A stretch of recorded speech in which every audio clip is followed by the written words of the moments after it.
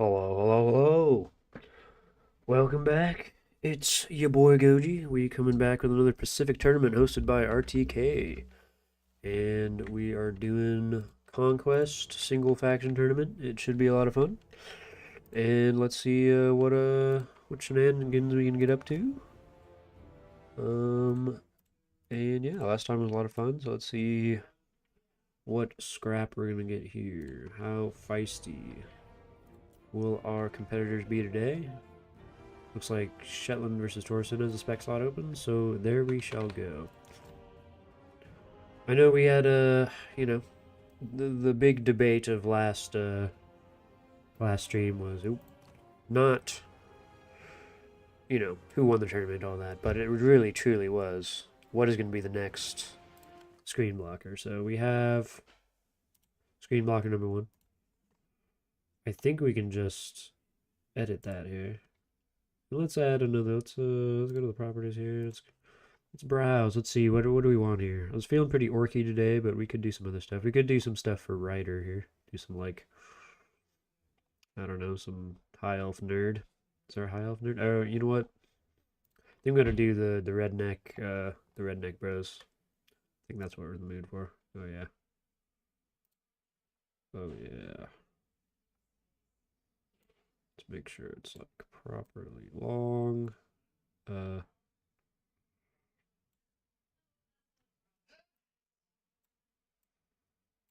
Yes. I think that's probably long enough. Let's find out.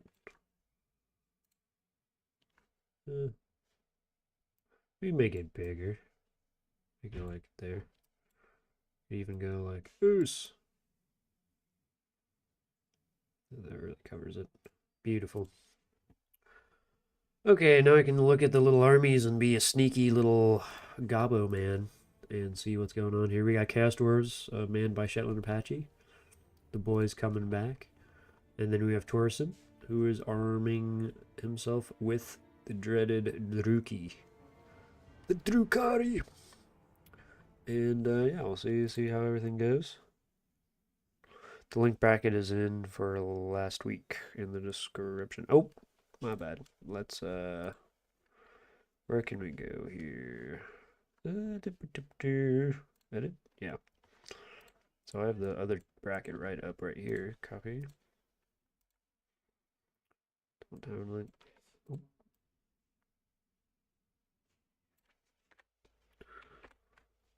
There we go. Should be all good there, and now we can undo our little blocker. Oh, you can see the beautiful armies.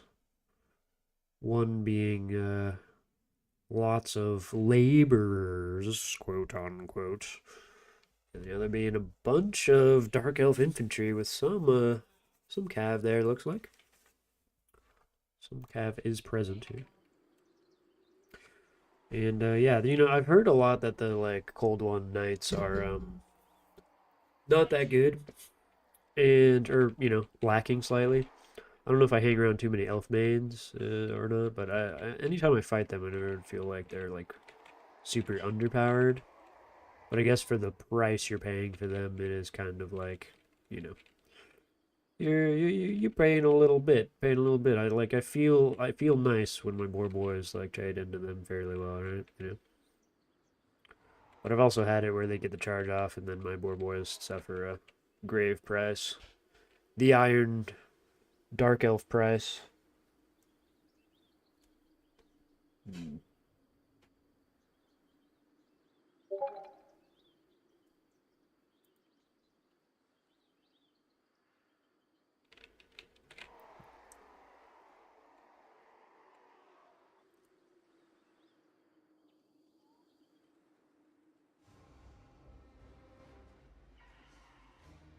All right.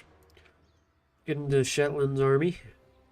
Good old Shetland Apache of old here. For the HQ, we have a Sorcerer Prophet of Fire. He has his classic little blazing body thing, and does he have the chalice? No chalice. No chalice? Okay, interesting. He has Flaming Breath, Fireball, and Cascading Fire Cloak atop his good old glorious Bale Taurus mount. Very nice. Very nice. Is this Bale Taurus? Yeah, that's Bale Taurus. Okay, for the rest of his army, does he have any, like, mobility monsters? I don't think so. He has Granite Guard, Death Shriek. Wait, what is going on here? Is he putting him in the woods? Okay, he's putting him out. Hiding the Granite Guard in here. He has some Infernal Guard Fire Glaives. Very cool looking unit when it has the green color scheme there. Then he has 1, 2, 3. Nope, the Blazing Beards and then 2 Infernal Ironshorn. Very classic play from a Chaos Dwarf player there. Then a lot of Goblin and Orc Laborers. We have like 4 or 5 Orc Laborers and then 1, 2, 3, 4, 5 Goblin Laborers. So a lot of chaff to supplement his very elite force along with that Death Shrieker. Now, for the Grand Old Dark Elves, we just have Lokir Felhard, very good duelist on dragon and on foot. He has the Dreaded Duelist, which makes him even more disgusting. And then he has the Helm of the Kraken, which gives him plus 10 melee defense and healing, which is just gross on paper. He's very gross, but also I've seen him get clapped a few times randomly. Not to just anecdotally here. I've seen him like get beat up by random stuff too for some reason with how much melee defense he has. Spirit Leech on his Sorceress. She does have life leeching, and yep, that's about it. Then we have 2, count them, 2 of the Cold One Knights. Very nice, very nice. Some anti-large for you. And then a crap ton of Dread Spears, Bleak Swords, and like 4 or 5 Dark Shards, all with shields. All with shields. Very good. Then on the flanks here, what are these? Dark Riders. We have 2 Dark Riders on each flank. Scouting forces here. Very nice. Very good. We are ready to rumble here. Oh, whoa, wait. Hold on. Is that a harpy? Is that the ROR harpy? Lurking in the backfield? Amongst the Wizardman Temple? They have a pretty cool color scheme. I did not realize how crazy they actually look. Pretty sick little ladies there, and they got the Crow Feast, so they actually regen in melee as well. Got a lot of regenning of key units on the Dark Elf force today, and we have a lot of elite infantry from the Chaos Dwarves. I wonder how it's all going to pan out. Let's see where this Death Shriek shoots first. How much value is it going to rake up? Is it going to go straight for the Lord or Hero Snipes? Or is it going just to try to shred Dark Shards as much as possible? I'm not seeing it fire. Oh, there it is. Oh, wow, that went pretty tall there. Okay, should be shrapneling. Okay, nope, he accidentally had the wrong mode of fire on. And it is hitting the Bleak Swords to do minimal damage, unfortunately. Which is kind of tragic because of how slow that thing shoots. You know, every volley really counts until it gets shut down. It's not, like, incredibly hard to get shot down. Okay, so he is chasing Lokir, but Torsen is brilliantly hiding in the woods. Let's see if it gets caught on the woods. Yep, gets hit by a tree. I would not recommend doing that again. I will definitely focus down these Dark Shards at this point. Or possibly even get the Sorceress of Death down. She has no way of healing. You can maybe get her with the Fire Glaives. Yeah, they're on the ridge now. They better be out. Yeah, tragic. No overarching fire on that Sorceress. If you could get a pick on her, maybe with the Death Streak, that'd be kind of sick. Laborer's just taking some fire from Dark Shards, so it looks like Chaos Dwarf's going to run up here, try to grab the point, which will probably be easily taken back. But they're just going to try to grab that. If they don't get absolutely routed to high heaven by all the Dark Shard overfire here, which is like technically waste of ammo, but like still like you're still killing stuff, and it's free value, you know. So yeah, I don't know. I don't know if I really agree with piecemealing here. Let's see what this shrapnel shot does. Oh, very gross. Almost half health is Dark Shard. So that's what you need to be doing. Spacing out. Probably doing that. Or maybe get a pick on this Sorceress of Death. That'd be kind of sick. A lot of value gone. Okay, let's see. Whoa. So Dark Shards and the Crows come in. Or the Crows come in. And they get absolutely shredded. by the Granite Guard who are hiding in the forest. And they probably have, I think the Granite Guard, so it's kind of lucky that they're getting through all these trees, but the first initial trees, like when you're shooting out, you actually do have a grace period for missiles, but after that, I'm surprised that so many volleys got off through the thing, but maybe they were attacking in an area where the trees weren't blocking their line of sight as prevalently. Lokir's lurking around on the ground, and that's so cool. Like, he's just skulking around on the ground. I don't know if any of you guys have seen the House of the Dragon show, but one of the characters is like a dragon riding prince, like Targaryen man, uses this tactic essentially, and it's like very brutal. He, like, skulks his little dragon and waits for an ambush. Dreadspear's absolutely getting cooked by Infernal Ironsworn and the Blazing Beards on the approach. The Deathstreaker is forcing the Dark Elves to approach, but because they're kind of not disrupting any of these charging blasts, it's really going to be a painful experience for them. Shattered 2 units already, and the value is up 2k to 600, which is pretty significant here. Lokir's also kind of getting beat up by a variety of shoots and scoots from the Chaos Dwarves, along with their Lord chasing him. And yeah, a lot of it's getting blocked here, because that would be a massive amount of damage if that was a full volley, right? And he's hopping into melee with Lokir, who obviously in normal circumstances one-on-one would beat the brakes off of him, but that is not what's happening. He's getting surrounded by, like, multiple things there. And yeah, the Granite Guard are just managed to get so many volleys in through the woods here. Very impressive stuff. The Dreadspears getting in on the Blazing Beards now that they've exhausted their ammo.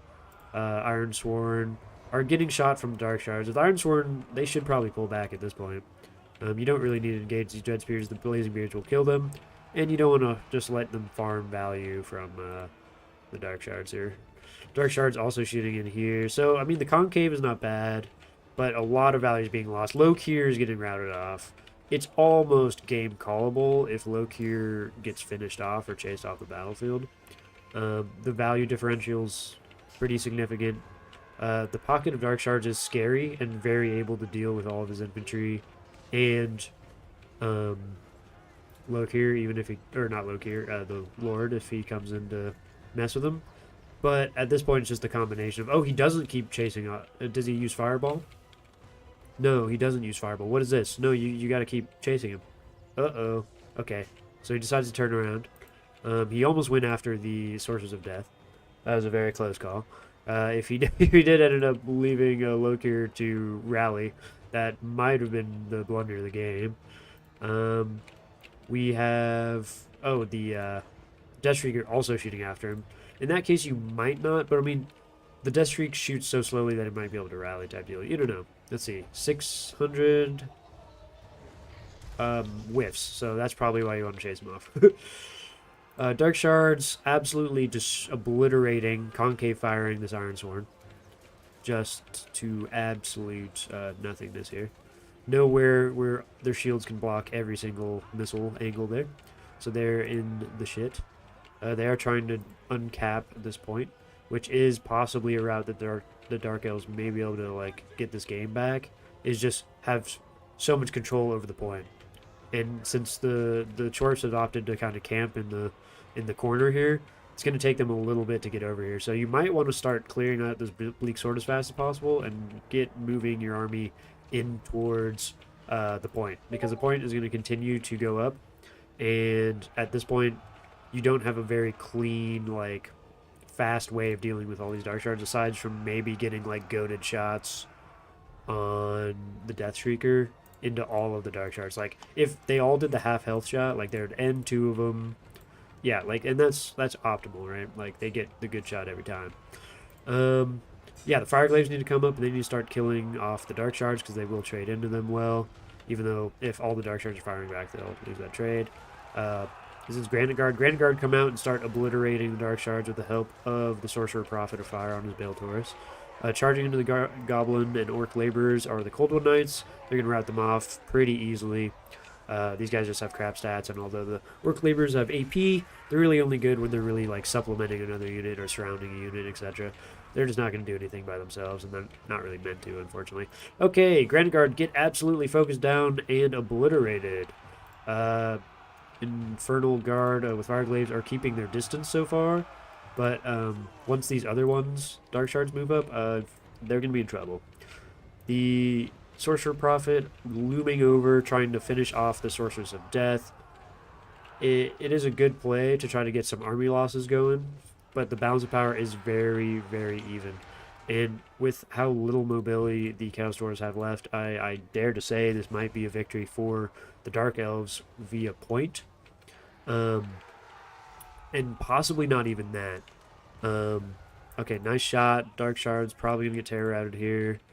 It's just there's no mobility, and even if they did have mobility, unless it was Bull Centaurs, the Cold One Knights would just eat up like Wolf Riders and stuff. So you would be able to dance around and try to get some charges on these Dark Shards, but the unfortunate thing is I just don't think that Death Shriek got enough early volleys on these Dark Shards, so that the late game is now looking a little more dire, since all four, or well, 4 out of 5 are actually alive and healthy and have a shit ton of ammo left. 8, 5, 8, 3. So we got like 16. We got 24 total volleys of Dark Shards here, and it's just gonna be punishing for the Chorf army that is now kind of withered and destroyed. So that was a very good kind of swinging game. That was very fun. But I do think Torsen, lordless but not leadershipless, will take the day. And also even without their leader, their trusty like leadership options there, elves naturally have a very good leadership stat. So they have a lot of stuff going on, but they're still just holding strong because they believe in their own prowess, which takes a lot of courage on the battlefield, especially if you're, just all facing down a flaming bull monster thing that can crush you with its hoof at any given time. But he is chasing off another unit. Ironsworn still barely alive over here. Didn't notice it. Wait, do they have ammo? They have ammo. Oh. No, I don't know if that matters. We have 100 points left. All the infantry over here are just going to get crushed by Cold Ones, which I think the Cold Ones should have maybe been focused a little bit by the Lord at some point as well. But I mean, it's really just these Dark Shards, right? It's really just these Dark Shards that are able to focus down all of his infantry. I think, initially getting into the fray with the Iron Swarm and the Blazing Beards, yep, that's game, was a very good move because you routed off like 2 different units. But then you either have to commit fully and pursue all those angles and get all those as many missile units bogged down as possible, or you pull back and let some of your range try to do some work while they just sit on the point or whatever. Ultimately, very good game from both players, good showing from both players, and it was very fun to cast. We got Sorcerer Prophet with 1500. He did pretty good this game. A couple of the Orc Laborers paid for themselves, which is nice. The Sneaky Gits probably helped trap down those. God, there's so many early throws too. It's so crazy. The Crows and some of the Dark Riders, I believe. Blazing Beards kind of got shot up. A lot of the Ironsworn got shot up after they blew up some of those infantry. Fire Glaives did really well for themselves. And the Granite Guard looks like paid for themselves, and the Death Shrieker paid for itself as well. Almost paid for it. Paid for itself by a little bit. Lokir didn't do that much, but the Deathcaster and the Spirit Leech did a lot, slowly breaking down. Another thing is he didn't have the Chalice. So the Chalice for the Sorcerer Prophets allowed them to heal when anybody casts stuff. So the Spirit Leech would have been not as effective in that case if he had brought it. Dark Shards, yeah, all very good stuff. Beautiful, beautiful. Okay, let's jump into the next game before we get too lost in the sauce here. Are we on round 2? We passed round 2 for any games open.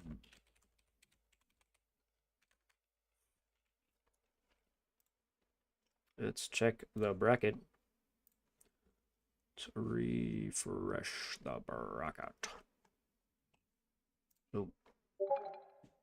Bongo and Poison. It looks like have not played round 1. So, I mean, we could go into that. No, it looks like they're probably going to be waiting there. So, We could get another game in.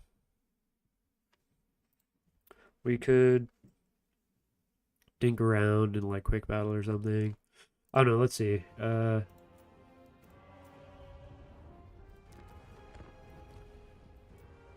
So yeah, Sorcerer Prophet. I usually pick Astrogoth because I'm just a Chad. No, but I didn't realize he had 480 now.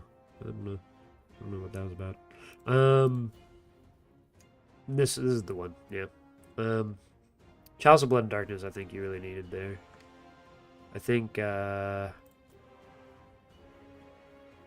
don't know. Certain he didn't bring it.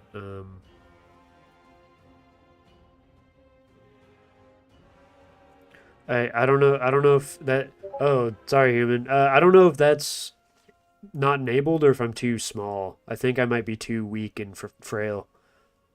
Or if that's a setting, then let me know how to enable it. Let me go look into the editing thing.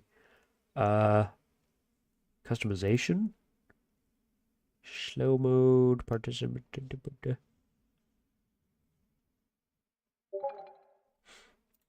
Let's see. Streaming software, gaming, playlists. Uh, nope. Altered content, automated chapters. Uh, so weak. Allow embedding. Um, hmm. Hello, hello. When I say goodbye, you say hello. Hopefully that doesn't trigger a song thing. Let's see. Audience. No, I don't know. I don't know. Maybe I'm stupid. I think I'm stupid. Yeah. Well, Indonesian law is very strict, especially on rat people, you know? So it's like, I wouldn't be surprised. I really don't know. Yeah, I'll have to check that later. I'm almost certain though that I can't do that, but maybe after the stream I can like dink around. Um, I don't think I don't think I've seen that option yet. Maybe that's you'd think that you'd want rating to be like for anybody, right? I don't know. Yeah, I don't know. But yeah, I would have taken the Chalice of Blood and Darkness. Just those heals would have been so very useful versus Spirit Leeches that were coming out. And just in general, it's just a good spell. Thank you, Will. Yeah. Um, we are awaiting the next match. So take a look see over at this bracket. Let me see if I can get the bracket over here. Oh, let me get that out of there. Let's see. Can I go to a web browser?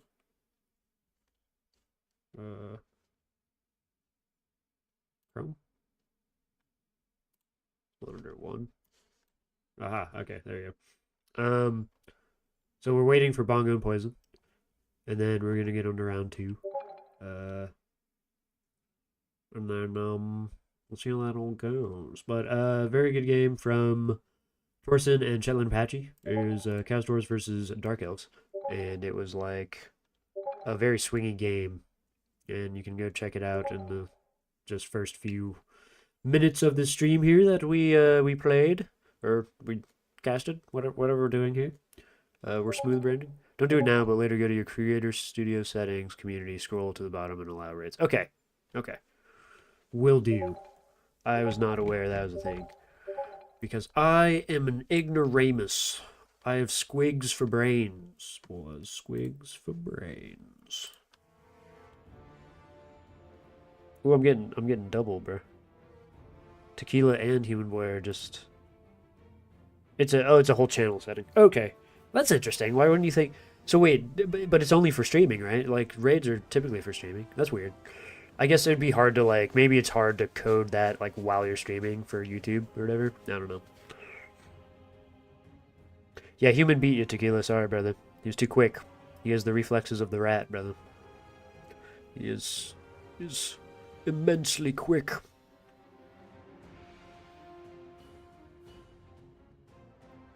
I know who wouldn't. That's what I'm saying. It's like, we're gonna have this default not be able to get rated.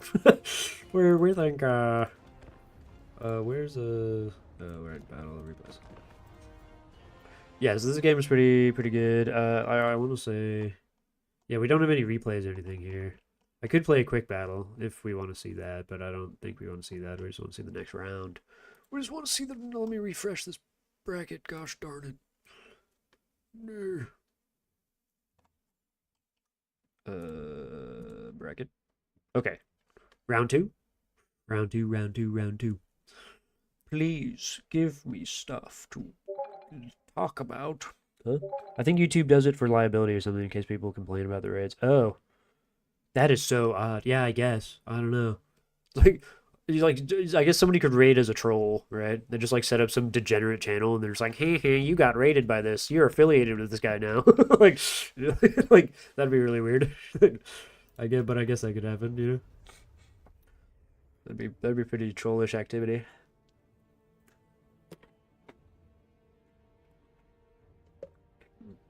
Okay, looks like round 2 is underway. Can we find a thingy? There's a Torsen one. Has spectate. We have already seen Torsen this game, or this stream. I think we go here. He does not have a spectate open. So we might go to Torsen again. I mean, that was a really good game. I can't complain with the Torsen, you know? You guys might have to see his Dark Elves in action one more time.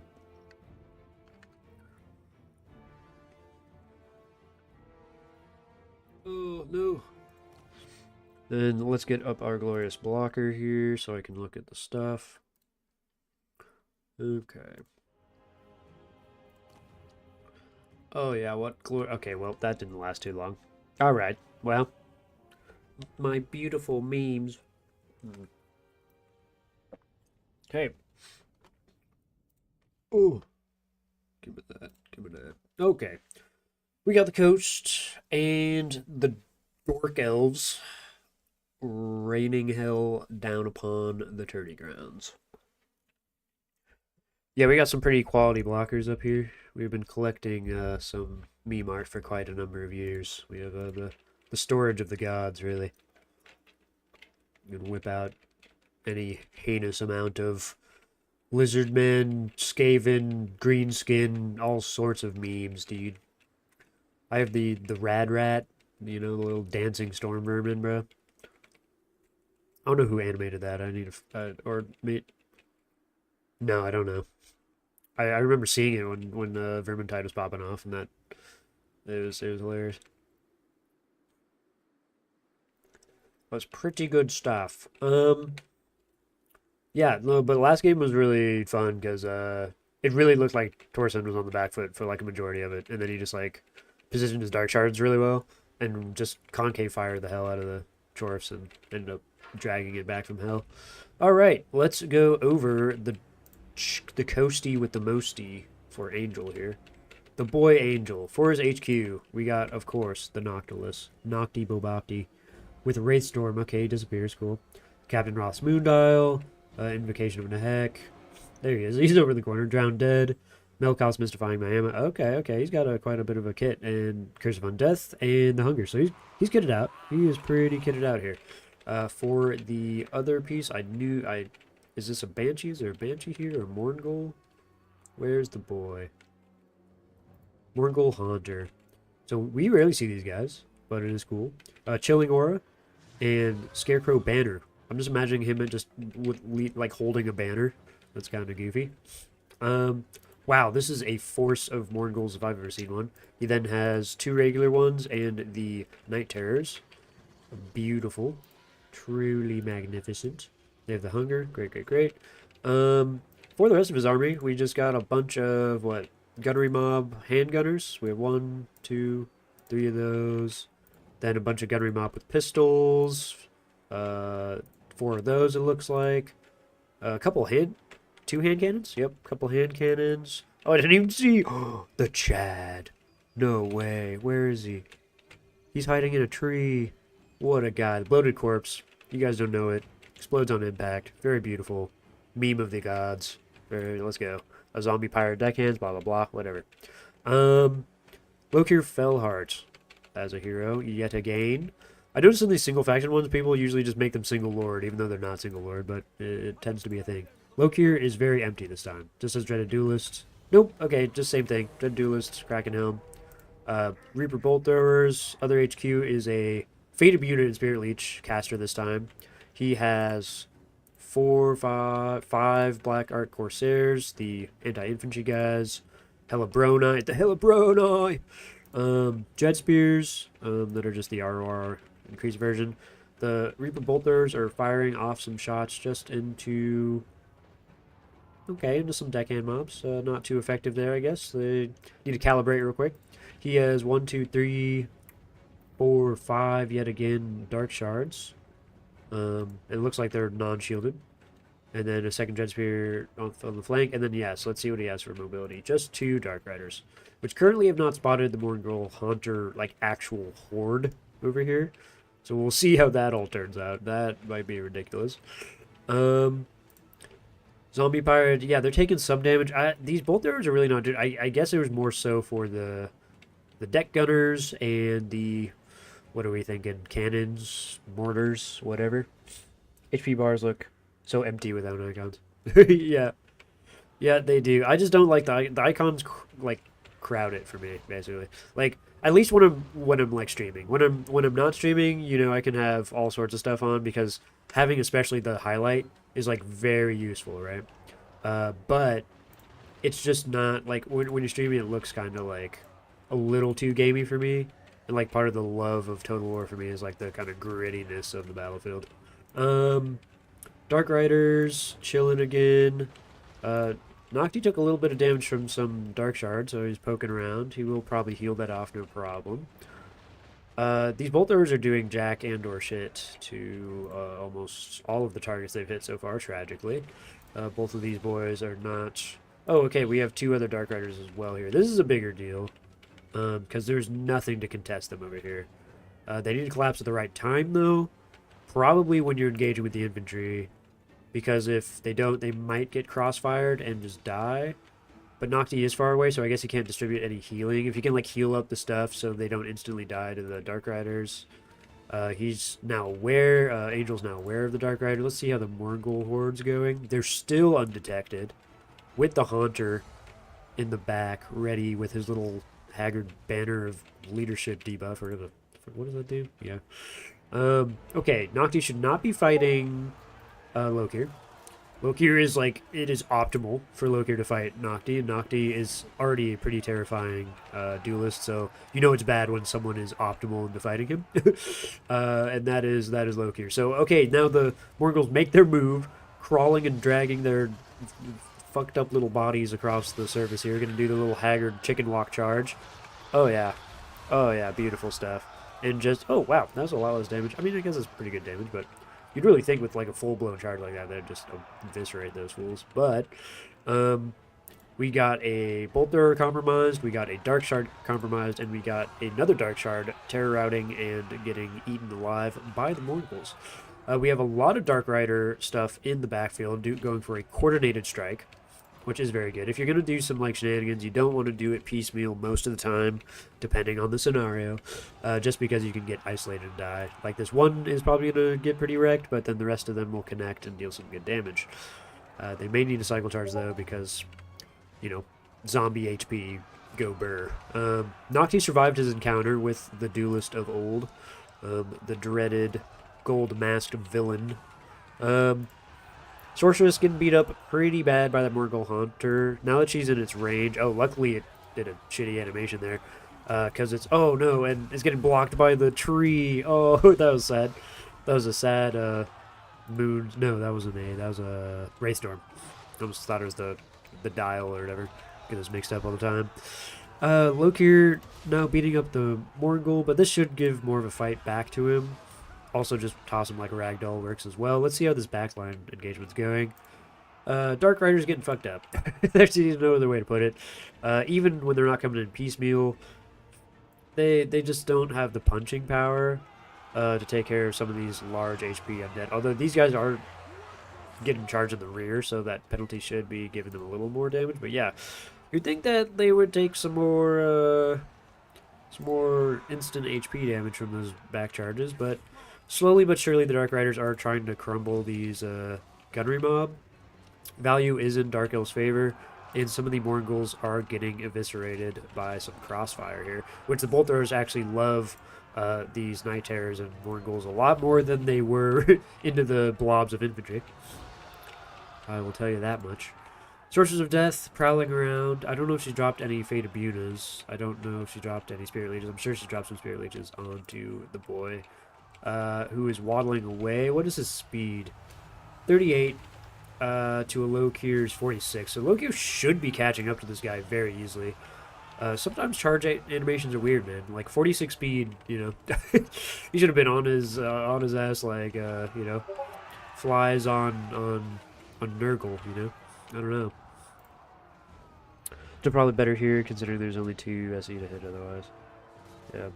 Yeah, fair. You know, the wait, are we talking about? The spread shot was worth it in campaign. Yeah, the spread shot was just not. It was dealing too minimal damage. You needed to just switch targets to like Nocti or something at that point. I'd say there's a few good volleys that were just kind of in there. One got compromised. One's still alive though, and it is going to be dealing some good damage to these Morghuls. Morghuls do need to stay healthy.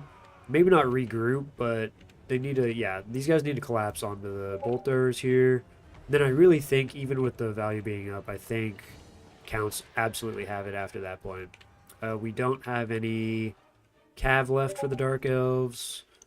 We have Blackheart Corsair that will finish off a deckhand mob, but they'll be too far from the fight to be impactful. Sources of Death, just chilling. I mean, I guess you can throw out some Spirit Leeches, maybe get rid of some of these Morghuls. But these guys are coming back in with a Fury, and they're just going to just obliterate these poor Reaper Bolt Throwers. I mean, there's no other way. Their kin scattered about the the floor here, and Morghul's gonna have a little dance party with bros. Teach them the salsa of death. Blackheart Corsairs. I mean, they're probably gonna trade down into Morghuls, even though they're super unarmored and they're at 30. Yeah. The Hunter should deal some good damage though. Terror out it. Yeah, it's over for the Dark Elves in my opinion. You know, Lokir can be all healthy as he wants, but if he's inundated with zombies, if he's getting cycle charged with Morghuls, well, I guess it could be a weird time if the Sorceress survives and manages to Spirit Leech down Nocti. That could be an interesting one. Yeah, it seems like a touch. You know, I've seen a lot more people take Coast, you know, and they've been making them work in a myriad of situations that I've been surprised at, for sure. Oh, wow, oh my god, that was hideous. She dodged, like, a majority of those. Still took some splash damage, though, but if those was all connected, she might have just been dead right there. Morghuls chasing Dark Shards makes sense. What else we got here? What else we got? So, Sorcerer's gonna go run away, which is her right. These guys, Vampire Coast do have the point. The Black Arcs are running away from the handguns right now, who have their range over the point. So there'd be no point in capturing the point. Nocti's big chillin'. He's going to bring up his gunnery mob to help support him here. Morghuls trying to finish off the Dark Shards. God, they're not broken yet. Elf leadership, baby. Resilient. Tungsten steel. Yeah, Sorceress, if she gets caught, and she's basically the only way that you could maybe scrap back here. But I just don't think Lokir, even with his immense amount of stats, can deal with all this stuff. It's going to be very hard. Very hard, brother.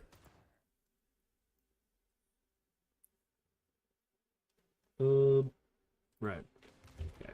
Sorry, there's a little bit of a blip. A blip in the Matrix. While we watch Lokir dance around here and the Morghuls chase the Sorceress, I'm going to get a drink of water. At this point, even if Lokir solos the army, he loses on points. Exactly, yeah. the epitome of the situation, basically. Even if he could solo this army, which I really don't think he could, but even if he could, um, he would lose on points. Or they're going to lose on points, more likely. But I don't think he's killing the Mongols. I don't think he's killing the Mongol Hunter. I think he's going to get shot a lot on his way to wherever he's going from these deckhand mob, or these gunnery mob of various kinds. Yeah. It's going to be rough.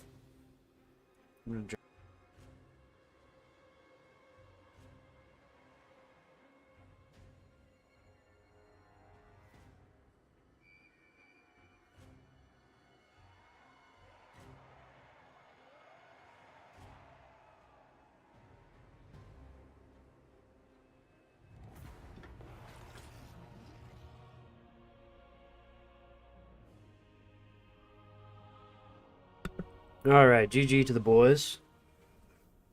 Good showing by Angel and Torsen there. Noctu with not a lot of value, but good amount of support. Doing Nocti things, surviving with that 60 melee defense. Mongol Hunter did some stuff, just helped key breaks and led his little pack of Mongols that actually put in a lot of work. Yep, zombies just did zombie stuff. Let's see if any of the gunnery mob got good value. 300, no. 900, 800, 400. I didn't even see where this thing went. I should have kept tabs on it, but I think it disappeared so quick. It got like 100 kills, so it must have gotten like a Dread Spear or something. Yeah, probably just nuked a Dread Spear. That is so funny. I didn't even notice where this fucker went. Lokir did some work, obviously, but, you know, he wasn't the crux of... He wasn't going to decide the matchup in any way unless there was like a late game scenario where he's just left alive with a good amount of forces and being a Chad. A lot of value on the Sorceress. A lot of Spirit Leeches. Maybe a few Fate of Buta, but I don't really see any good targets, so probably Spirit Leech. Just average stuff for the Corsairs, kind of underwhelming, but understandable because of all the just chaff zombie value. Dark Shards, yeah, they got ambushed pretty good, and then the Dark Riders just were not able to really clear out those zombie, the gunnery mobs, dude. They just held fast, and I think probably got some healing slapped on them and was rough. All right, GG's, GG's. Let's go to the next. Accept.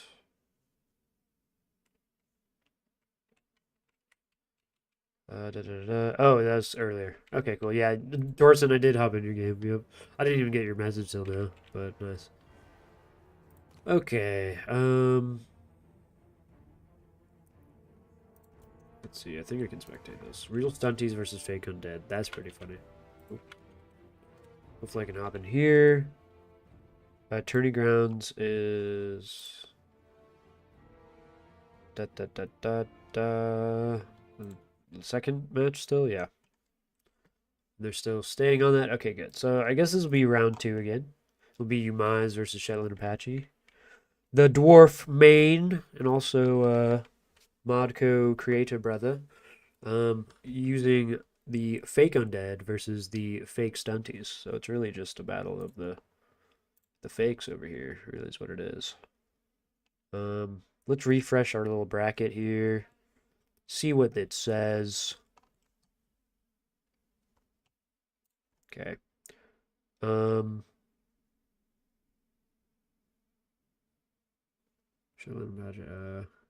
I think they just lost. Or I think Umai's lost. Well, crap. Okay.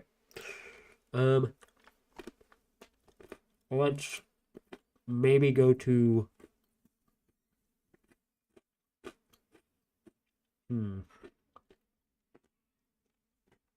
what to do, what to do. I think we go to just round 3. If there's any round 3 games.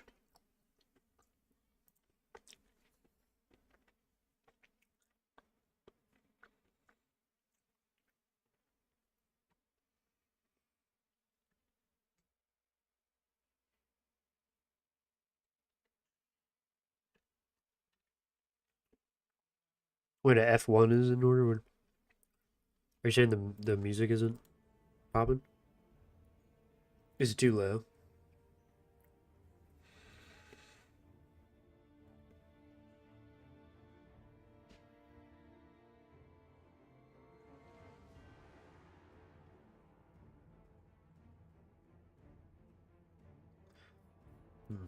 Okay, well, we wait. We await the trials. JP. I don't think JP's in the tournament. He is not. That is not one of our games that we are following. Yeah, I think. I mean, those bolt throwers were rough. I guess there's just a lot of volleys that didn't do much. There is,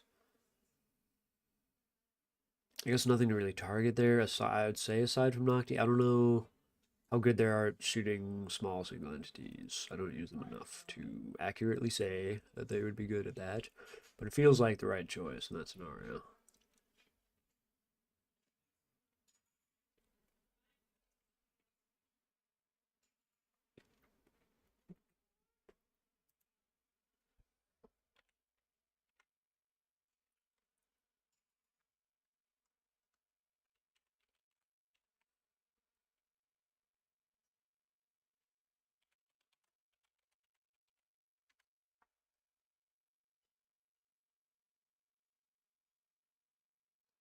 Hmm.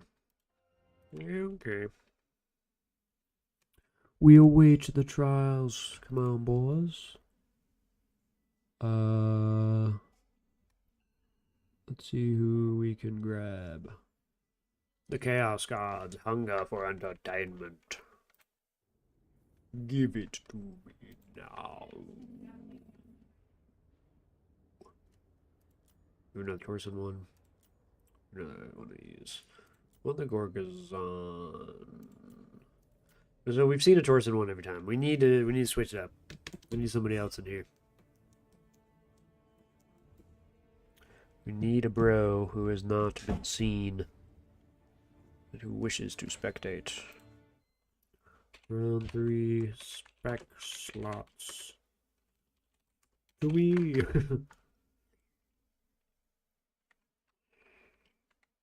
To me, my X-Men. Give me the spectator openings.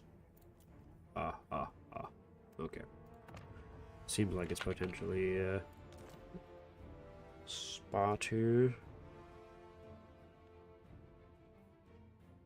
Okay, great.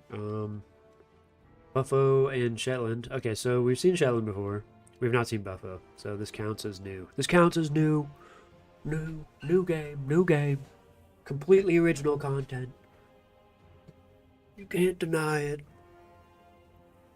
We supply it. It's here right now. Got it. Oh, oops. I haven't followed wrestling for quite some time, but the Rock has like reintroduced himself. I guess like almost like a year ago, or a little less, a few months less than a year ago, and I guess his new form is called the Final Boss, like some Elden Ring fucking shit, and he just like curses, like, which is usually in WWE, right? It's like it's centered for like all audiences because that's how you get, you get the whole family involved, blah blah. The kids can come to shows and watch, and of course it's like violent, over the top, and whatever. But that's just America, right? America's just like, oh yeah, violence, cool, like sexual, like explicitness and foul language. Um, so like this man just started like cursing on in the live show and like calling the fans like rednecks and stuff, and it's just like, yo, this is actually really funny because it's like both part of the show and probably unironically he's thinking that too. Like it's crazy. I was like, damn, this is some next level like genius marketing right here. Just crap on your audience and then just like walk away and they'll love you for it.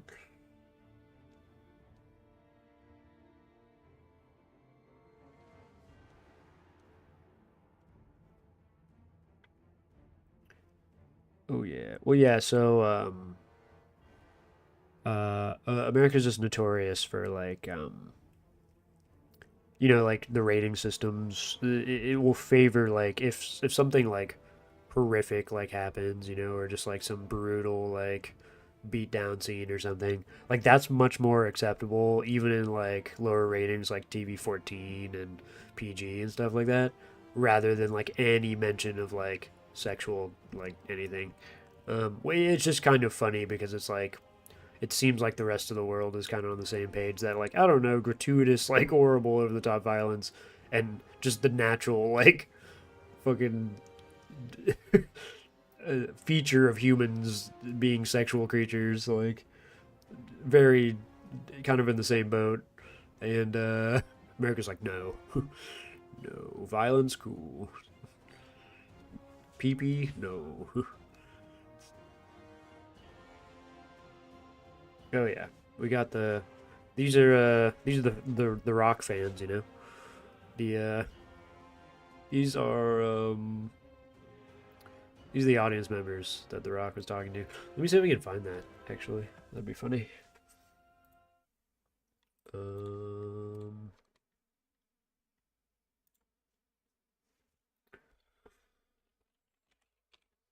Rock was with...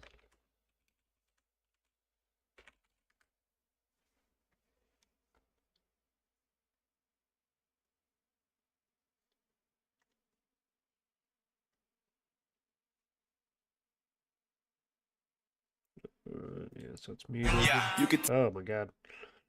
Alright, let's see. Okay, nope. Game starting. We'll show you The Rock after this. We will show you The Rock after this. Alright. Enough, Wolfric. Stop playing your sweet jams. I need to cast things.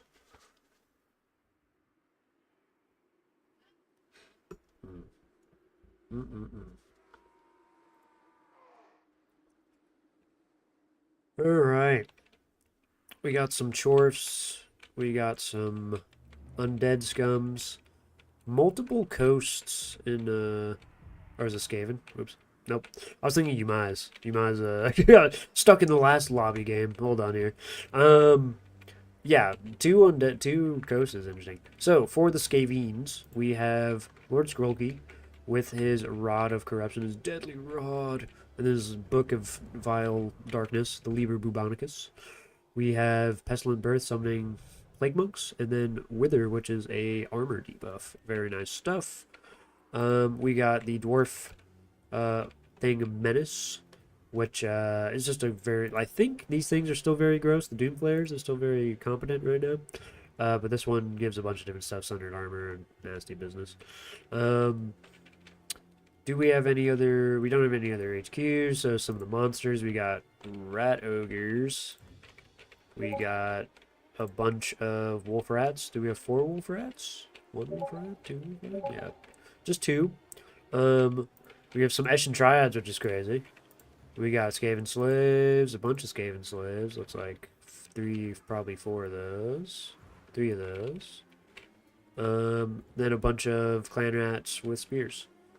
And some Stormvermin. I was about to say, because Stormvermin are good now. So I was expecting to see some of these boys. They're pretty sick. Pretty dope nasty. I'm glad that they're good now. Even though Writer Rohan laments that Skaven are in the ascendancy right now, because that usually means that elves are in trouble. Let's see. For the Chorus, we have a wild-looking build, as is per normal, with the Shetland and his Chawi. Let's see what the Sorcerer Prophet has. Blazing Body, Flaming Breath, Fireball, Cascading Fire Click. So definitely still would take the Chalice, unless I'm missing something and that's not meant anymore, but still feels pretty good. Hashut Stark Ravagers, so the axe throwing guys. That's pretty interesting. I wonder what they're gonna, what their target would be here. I guess maybe some Rat Ogres or the Dwarf Thing's Menace. Soul of Damnation. Now, that's pretty sick. We're going to see some Hell Cannon action, see if they can do anything. Hobgoblin Sneaky Gits, Orc Laborers. Is a lot easier to pull off this type of defense when you're up against Skaven. He does have 2 Wolf Rats, though, and so mobility is almost on his side, tragically, and he is able to maybe shut down that stuff. Although the Wolf Rats, I don't think would actually... I guess they could mess with the crew pretty good, yeah. They could just kill the crew pretty easily. Orc Laborers... defending the Death Shrieker over here. We have a Demon's Tongue. Oh my god, wait, is this even... Oh, I guess it's legal, yeah. Because this is... Yeah, because that's exempt from the artillery. Yep. So Demon's Tongue, very gross. This unit is feared by many, especially when you bring it with the big cannon, the Earth Shaker. That shit can be gross as well if you want to just do a heal blob doom train and just try to blow up everything from afar. In the back, we have engagements with the Wolf Rats. Are they actually chasing the Dark Ravagers? Getting a rear charge and dealing some okay damage, but these guys are well, not heavily armored, but they have 50 armor, enough to resist most of the Wolf Rats' attacks here, because they aren't the AP Wolf Rats, and there are AP Wolf Rats, hilariously enough. If you actually swarm, like, if you use a bunch of buffs on the Wolf Rats with AP, they actually can be terrifying, because they, like, will mess up stuff, because they're all majority AP damage, but you see them less because it's, like, it's kind of a hat trick, it's kind of a gimmick, I would say. Skaven coming in here, doing some good stuff with the Eshin Triads and the Rat Ogres. You definitely want those Dark Ravagers to get the hell out of dodge as soon as you see the Eshin Triads come in. And even like a swarm of Rat Ogres would probably give Bull Centaurs a problem, especially since they're not anti-large ones. These guys are the anti-infantry. I believe the Dark Ravagers are anti-infantry. Are they anti-infantry? Yes. So, right now, you know, it's pretty even playing field. Sorcerer Prophet chilling. Got Liber Bubonicus. Won't be healing because he doesn't have his Chalice yet again, which I do think is a mistake. Got Hobgoblins trying to tie down some of the Rat Ogres. Tragically, these are just Goblin Laborers. If they're Orc Laborers, maybe they could deal some more significant damage to the Rogers. Orc Laborers swarmed here. Bull Centaurs getting a charge here should be fairly good.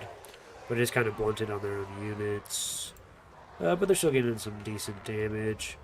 How did the... So we have some Triads left. One of the Rogers seems to have failed here. One of them is failing, rather. Lunchgulk a little ambitious. He will definitely get beat up by the Sorcerer Prophet. If he's not careful. He waddles away. Will he get attacked, though? Seemingly, yes. Chased down for a while. Globes, though, healthy. And although getting fired on by the Deathstreaker, they are getting close themselves to the Deathstreaker. They can maybe just take them out or send some spears. Dealing some good chunk damage, though, so we'll have to see. We'll have to see who is going to win that race. Globes or Deathstreak. You'd hope it's the Deathstreak because it's been firing for a while, but who knows? Maybe Globes just, you know, take a bunch of that to the face. What has this Hell Cannon been doing? Not a lot. Not a lot. The Blob of Storm Vermin, obviously the optimal choice here for that shot. I do wonder... Even the ROR is missing, like, so tragically right now. And it's about to get in... they're about to go into the... outside of their minimal range. Okay, that at least was a good hit, but just not enough damage. Skrulk already dead, though. Skrulk gone from just being a little too bold there. Maybe should have hid in the woods or hid next to the mortars and just kind of been a lot more careful there. His burst damage just was probably not enough to take on a Sorcerer Prophet, especially if he brought his healing, but even without it, I think trying to Liber Bubonicus someone. Like, if you want to do that, I guess you would go Liber Bubonicus into, like, Flenging Ruin. And just try to absolutely just melt, like, a blob of whatever stuff. Which isn't bad against Chaos Dwarves as well, because they have a bunch of single entity stuff they want to do. Right now, though, the blob of Skaven are looking scary. A very healthy Dwarf Man-Thing Menace. Dwarf Man-Thing. Dwarf Thing Menace. Rolling up here. And since there's not a lot left for blob punishing maneuvers, do we have a Flaming Head? We do not have a Flaming Head. I think a Flaming Head would have been huge. Flaming Head against Skaven seems like a great move, because then you can't do this and get away with it. Like a Flaming Head right up here, right up here. Oh! Oh! Would have been so juicy. Skaven Slave's gone, stuff debuffed. Yeah. I do think the Skaven are in ascendancy right here. I think they are going to take the Book of Vile Darkness. Yeah, yeah, I've been playing a lot of D&D recently. There's been a lot of D&D stuff going on. Skaven slaves, clan ranspears, hobgoblins, and their orc laborers piling in, but they have nothing on this blob. Yeah, tragically, there's just nothing to blob punish here, and that's what you really want for Skaven anyways, because they naturally are a blob. There's a lot of them, and they're condensed, and they're little huge ass units of 180 to, and up. I guess that's actually the highest with the Skaven slaves being 180, but yeah, that's okay. Death Streak coming in, got some okay damage. Need more of that. Is Death Streak? Oh, is Death Streak about to get globed here? How devastating will this volley be? Pretty gross, but you probably need a bit more. Like, I'd say you probably need a few more volleys here. And you can just charge into combat, yeah. Okay. So, honestly, with the Terror Route, with the Death Shriek possibly coming back online, and the Lord gone for the Skaven, I think Chaos Dwarves have a reasonable chance of taking this as well. Just depends if he throws his Lord here or not.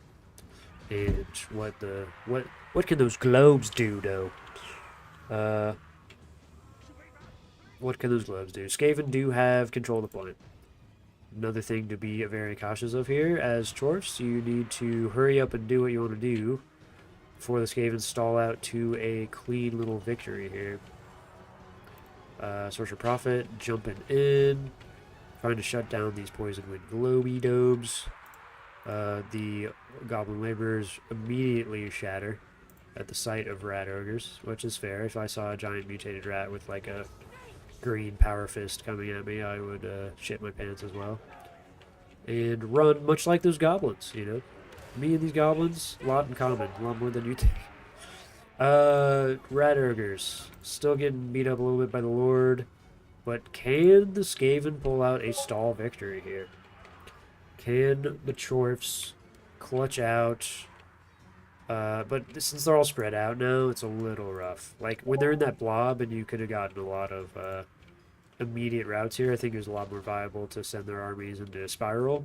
But right now, they're spreading out, they're doing what they need to do, and they're collapsing on the key piece, which is that Death Shriek. Orc Labor's going to come in, but don't think they'll really stop these Dwarf Thing menaces from doing much. But if they get the charge on, maybe they take some damage off these guys. Not even seeing one hit connect here. Okay, they're taking some damage. I think it's over, if I had to give my professional opinion, and I do indeed. I think the Skaven have taken the day not only on balance of power, army composition here, left in the late game, but the points alone will grab them the victory. GG to Buffo and Shetland Apache.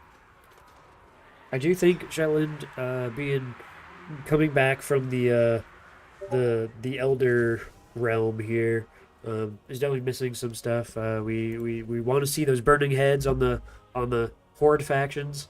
We want to see the Chalice of Darkness so we can get some heals off. I think those are the two main things missing compositionally from that build. I think both center renders are okay. I don't know what the target is for the Dark Ravagers. And this was just disappointing. When you take a unit that like is all cool and costs a lot, you want to see it perform, and that just missed most of the time. It was pretty tragic. Demon's Tongue put in some okay work, but yeah, you definitely want to see them carrying more as well. Maybe leave them to late game or later game so they don't get nuked early on by stuff. Yep. Very good. 2000, yep, was beasting it out most of the game. Skrulk didn't do that much. He died very early. And then Dwarf Thing Menace did a just brutal job of ravaging their whole army, which didn't really have a lot of good infantry to begin with, so it was just like a knife through butter. GG's. Alright. See what we got next. I'm gonna take a little break here. I will be back. Alright. 1 second.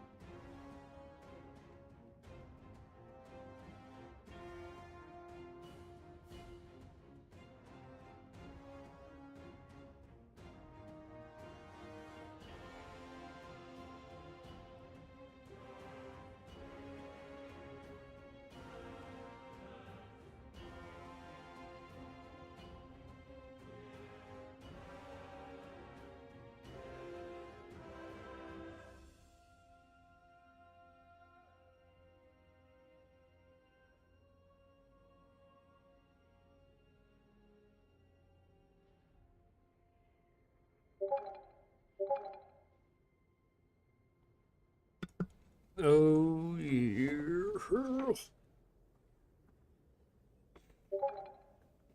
We back.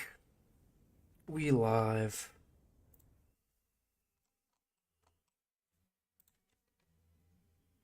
Round 4 if you need it. Very appreciative, Torsen. But I do want to try to find a unique match here if we can. I would prefer if we can get somebody we haven't seen yet, or even better, two people we have not seen yet.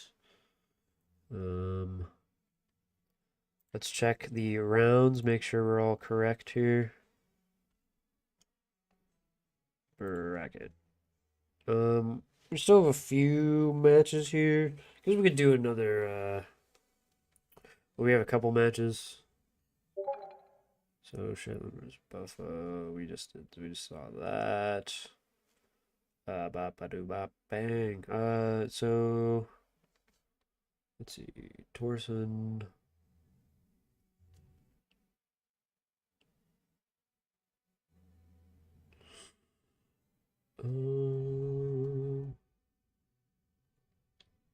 Let's check the map on this one and see if this replay is round 3 or not.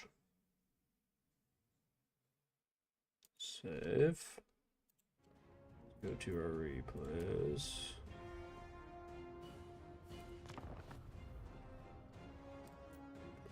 Turning grounds. Gork is on. Nope, so that's round 2, I believe. Tragically. We could go do a round 2-1, I think, because I don't know if I've seen these players. So if we can't find any good round 3s, or if round 4 is about to get underway, we can just do a little round 2. Round 2. Fight. Yeah.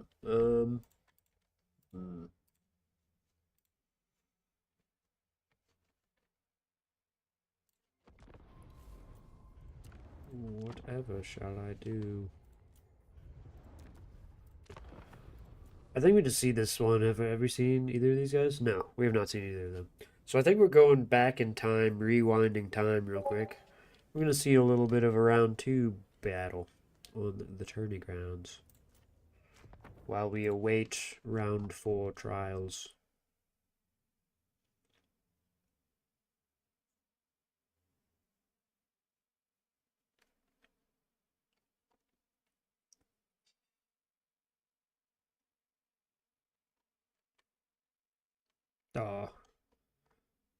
Yumas and company are dropping. I think we had a couple drops. That's all good. We carry on. We journey forth here into the unknown, brothers. I just didn't realize that we started right here. Okay, let's this is a round 2 between Bo and VM Soter, I believe. Let's start with the good old dwarves, which is heinous. Look at these dwarves. How dare they grace our presence. We have a Grombrindal, though, so that's pretty Chad. I mean, you can't hate on Gromby. He has Grombrindal has no fear, of course, and then he's just vanilla. We have a Blood Oath from Felix, so just vanilla.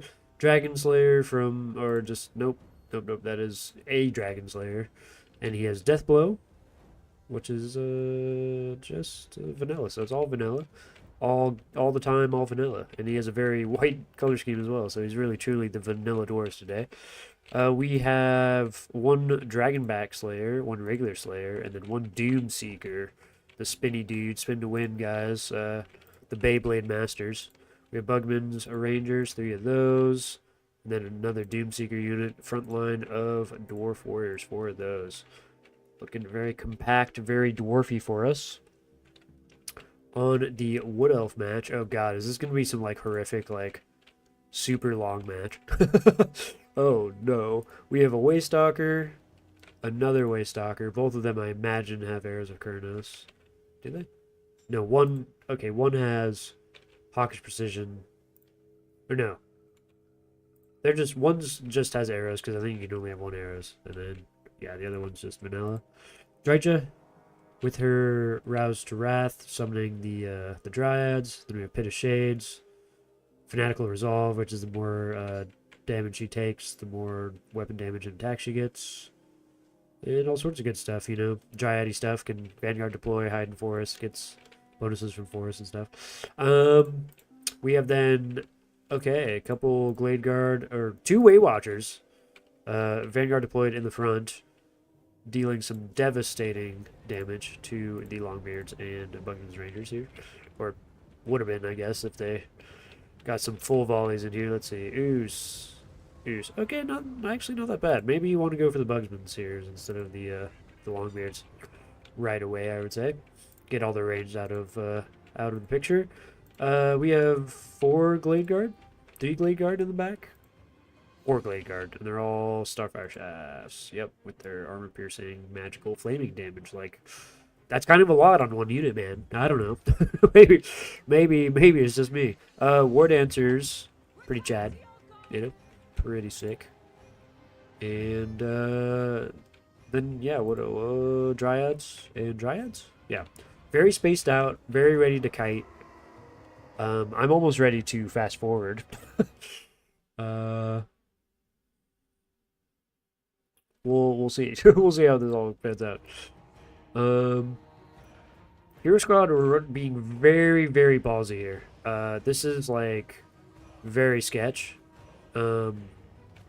Yeah, that, oh boy, that Dragon Slayer is taking a punishing volleys here from the Way Watchers and the Starfire Shafts, getting that shaft in them. Really, it's just like,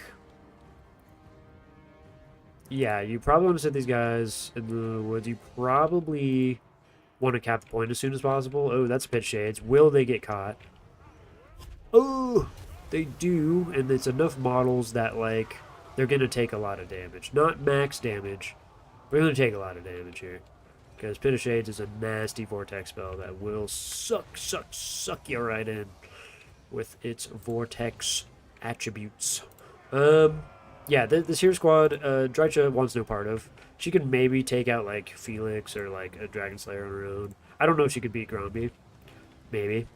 Maybe she could beat Gromby. I'm not entirely sure, but the Gromby is pretty heavily armored. I feel like she could beat the Slayer and probably Felix. I don't even know if she could beat him. While okay, here's an Arrows of Kurnos, and oh my god, that is a devastating ability. Oh, those Bugman's Rangers got toasted. God, half strength already. That's heinous. Blade Guard firing in, getting some juicy shots onto these Longbeards on the unshielded side of them, so very good on them. And I feel like, okay, Dragon Slayer getting absolutely, he's just getting debated, you know? You gotta slowly move up your whole formation. And really what you gotta do is you gotta camp. I mean, you just gotta camp, you know? What else can you do in this situation? You have the point. You maybe set up in the forest here, or right at the edge of the forest, so it's like hard for them to get surrounded. And then you just got to try to zone out stuff and just last the time, you know? Because like realistically, I don't know how you're gonna chase all these things down. You can shoot them with Bugsman's Rangers, but they outrange you. The Way Watchers outrange you by 30. The regulars outrange you by 20, or 20. I thought it was 180, so only 10.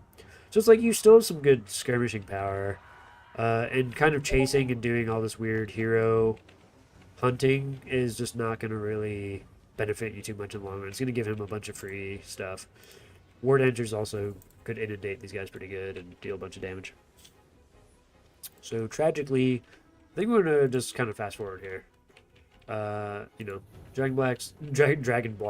The Dragonback Slayers are running away. These guys are getting kited. It's not looking well for the dwarves. They get compromised by some dryads, and War Dangers are coming up because all the infantry is leaving the Bugsman's Rangers alone. So definitely recommend, again, staying in a more cohesive formation. Way Watchers do get cooked up, but then the 11 dryads get summoned in, which I think are slightly different than the regular ones. I'm not sure, actually. Yeah. But there you go. What else just pretty much absolutely obliterated them. Do they randomly lose on the point? No, they don't. Okay. GG. Let's see how round 4 looks. Let's us see.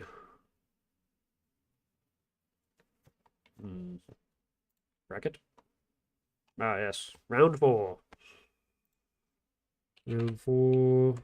Lots. Anyone? Question mark?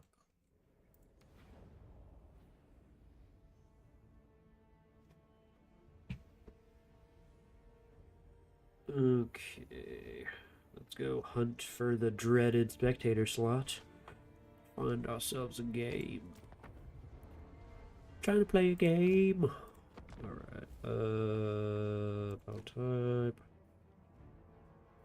What is the map for this one? Night Run. Okay. Semifinals, Cliff of Beast. Finals, Mortis Waste. Alright, Night Run, Cliff of Beast, Mortis Waste. Cool, cool, cool.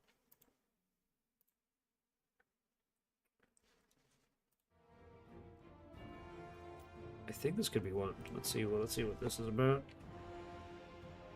Clone.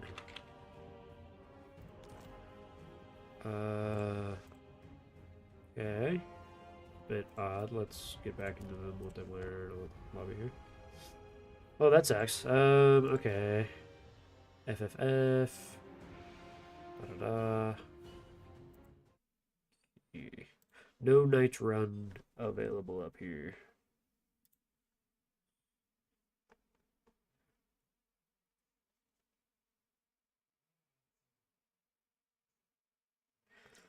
Nobody knows who I really am. I've never felt this empty before. Oh, where are my spectator slots when I need them now? They're gonna come for me to keep me strong. Okay, was it someone bless this ravaged body? Give me a slot. I don't even see any games up. They're probably all in progress, tragically. I would imagine. Which can leave us some time to talk about how The Rock called a bunch of Utah fans trash. Wait, hold on. Let me find it. This is a conversation that was like 2 games ago, probably, but The Rock was like, he just came back into the WWE or whatever, and he like just started like just bad, like his whole character knows he just talks shit to his audience. Like it's pretty great. Like it's pretty glorious. Here, let's see if we can get it up here. So we can go onto monitor 1 or something. For some reason my Chrome thing isn't working. Okay, there we go.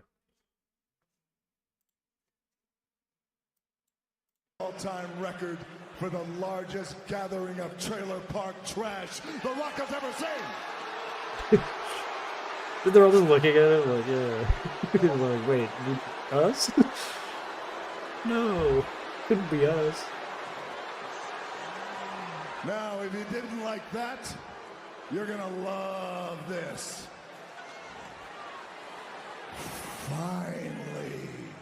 Uh-oh, he's warming up, guys. He's about to go crazy.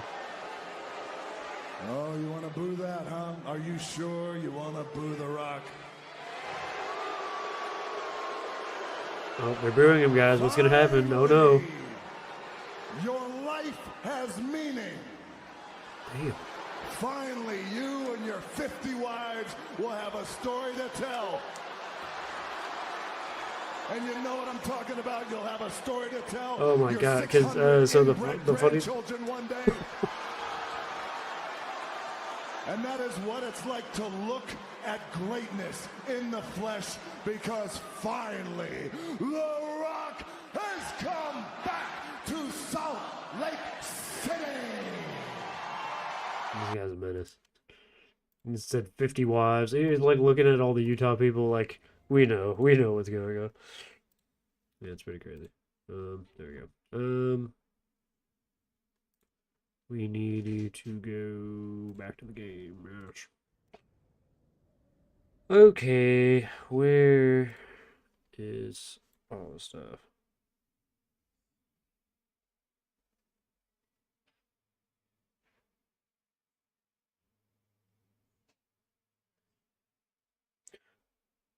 To be fair, he started out as a heel. Yeah, fair enough.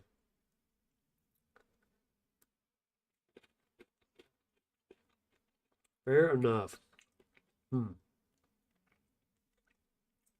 Yeah, there's a lot of fun.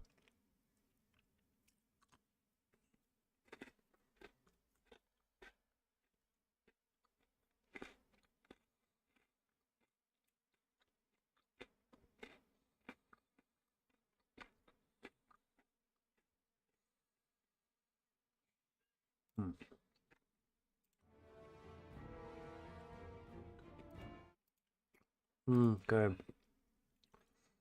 Yeah, I think YouTube just told me that was somebody else's content, but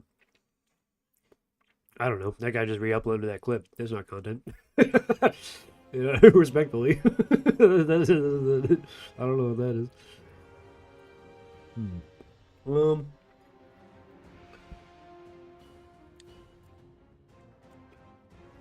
yeah. I wonder, did we just... I mean, I didn't really feel like... I don't know if anybody else felt like watching that dwarf,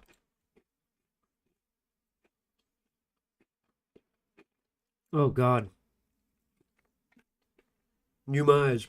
Oh, no.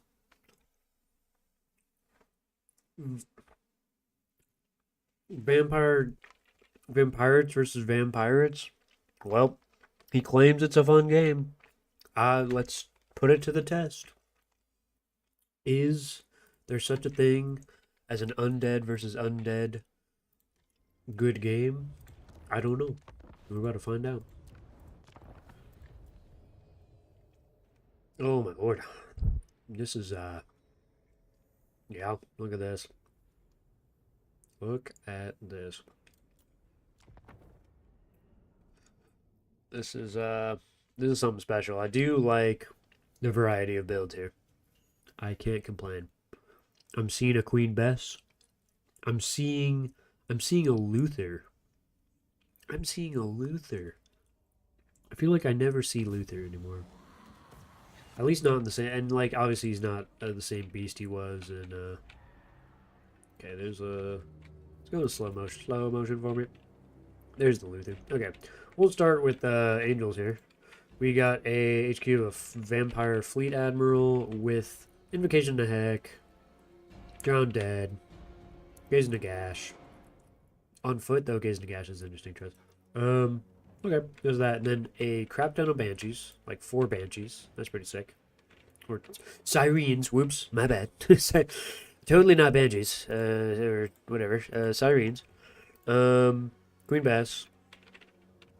We got the Morgul Hunter, yet again a staple of the Angel build here. 3 Morguls, 2 Fellbats. Oh yeah. And then 2 Fellbats on this side. Beautiful. Queen Bess shot coming in. Let's see how that do against some zombie halberds here. Pretty devastating. Like half health. That's pretty cool. Where's a Luther? There's a Luther. Luthy boy. Luther Harkin. Got his Hornswoggle. And that's about it. Just his Hornswoggle and then his silencing pistol shots, which are pretty nice. We have deck droppers with a shot here. He does have a hero.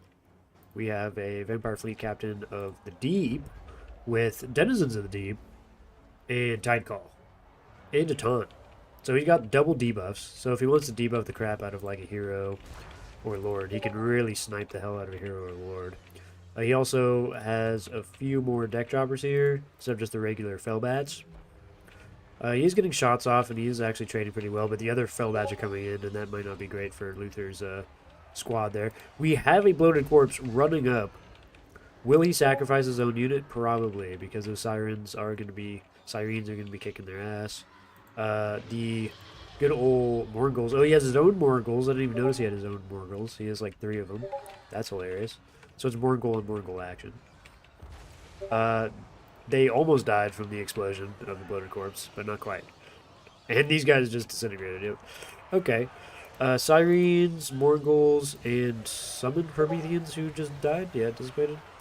Morguls are now left with the Deckhand Mob, which isn't, like, great for them, but also they're with Sirens, so they should be fine. Fellbat's still trying to hunt down all of these deck droppers. The landed deck droppers going to the Morguls. Morguls will fuck up Fellbats. Is a valid logic here. Queen Bess firing away. Let's see how much value she's managed to accrue here. Okay. 300. You know, I don't know realistically if she's that great in a mirror. But here we are with the beautiful builds that we're at. A lot of zombie chaff here moving up to engage the Morguls and Sirens. With some Scurvy Dogs kind of blunting the charge. Scurvy Dogs might want to go out. This is actually somewhat going in the favor of Yumaz here, with the Sirens and the Mongols being slowly beaten down by just the larger amount of troops and healthier Mongols here, along with the fleet captain. I don't. Luther's still just messing around with these bats. I really think he should start hopping onto these Mongols, or maybe breaking some other key engagements here with his anti-large, or maybe silencing the fleet admiral, making it hard for them to cast spells and stuff. Just not getting your full bang for your buck out of that guy when he's chasing around some derpy fellbats. That being said, you want to keep your deck droppers alive specifically for this type of situation. Now, a summoned gunnery mob is a perfect counter right here, though, and will shred away those deck droppers, unfortunately. It's a good summon there by the Fleet Admiral of Angel. Mongols getting chased down by other Mongols and will probably die. This other engagement not going great for the chaff. They will get eviscerated eventually by these Mongols. However, the decade mobs are going to shut down Queen Bess. Queen Bess doesn't really have that crazy many targets anymore. There's not a lot of blobbed up infantry for you, my side. And there's just a crap ton of Mongols and Sirens left for Angel, who are now getting attacks into the back of these pole arms. With their Harkin coming in to destroy the crew of Queen Bess. I don't know how many. Still 3 death streaks. Probably want to start using those on like maybe a Haunter, or go for the Lord Snipe. Maybe send these guys to take care of these guys, which only have 30 seconds left. Or just wait it out, I guess. Wait till this desummons, then summon, or then go in with Luther and the Mongols. But it's tricky because there's a lot of support for Angel here. He's got his Haunter and his other Mongols. The Arwar Mongol Night Terrors are doing okay.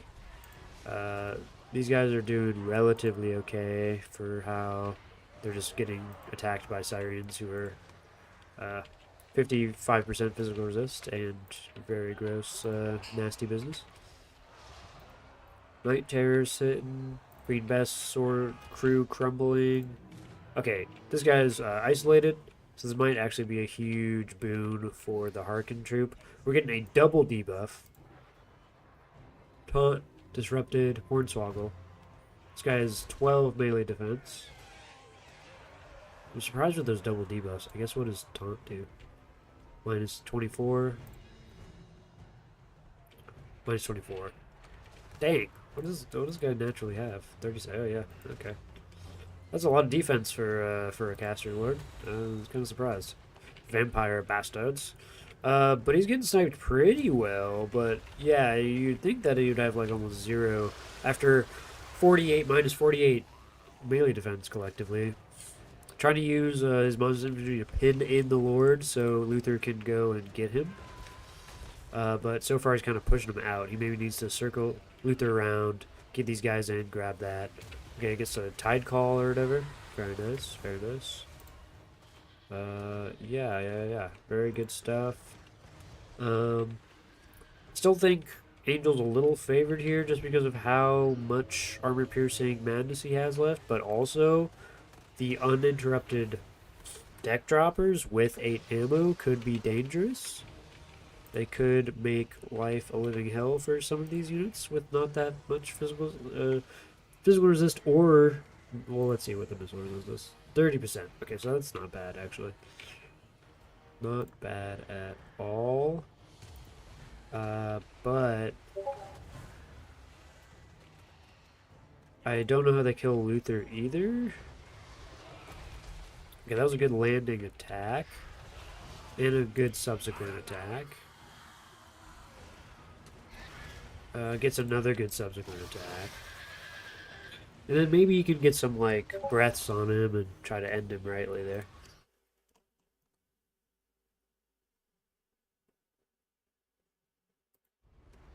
Okay, sorry, I was just looking at Discord pings here. Fleet Admiral, blah, blah, blah.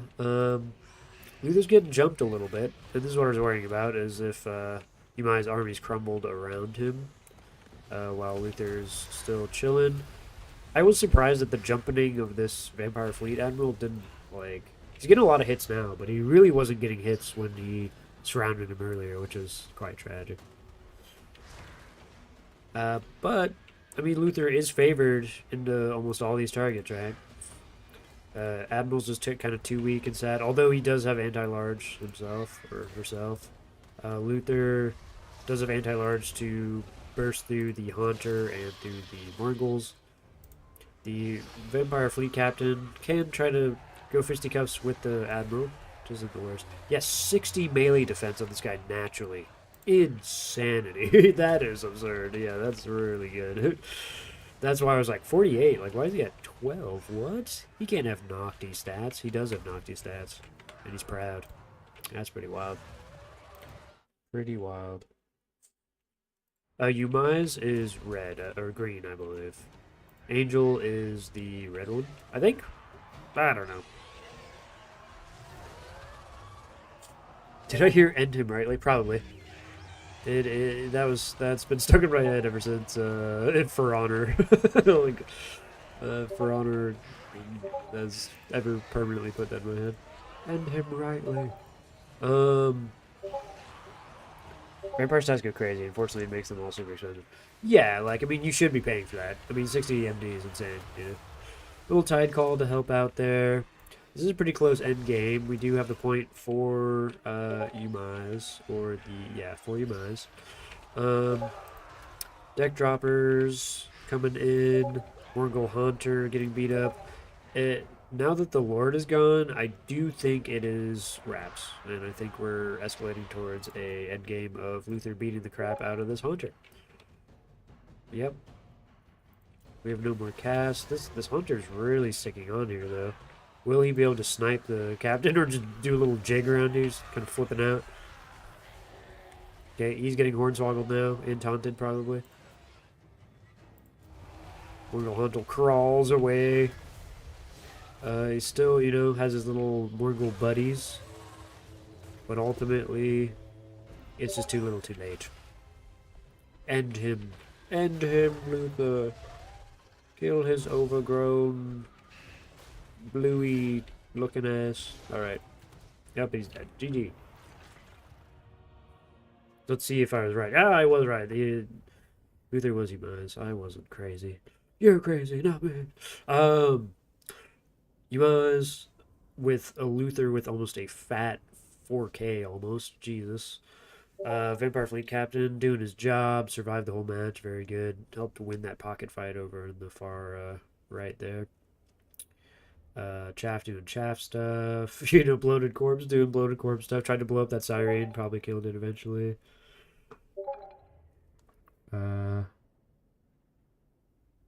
Deck droppers, yeah, they did their job. They survived a lot longer against the Fellbats, so, you know, they really had to keep them alive type deal.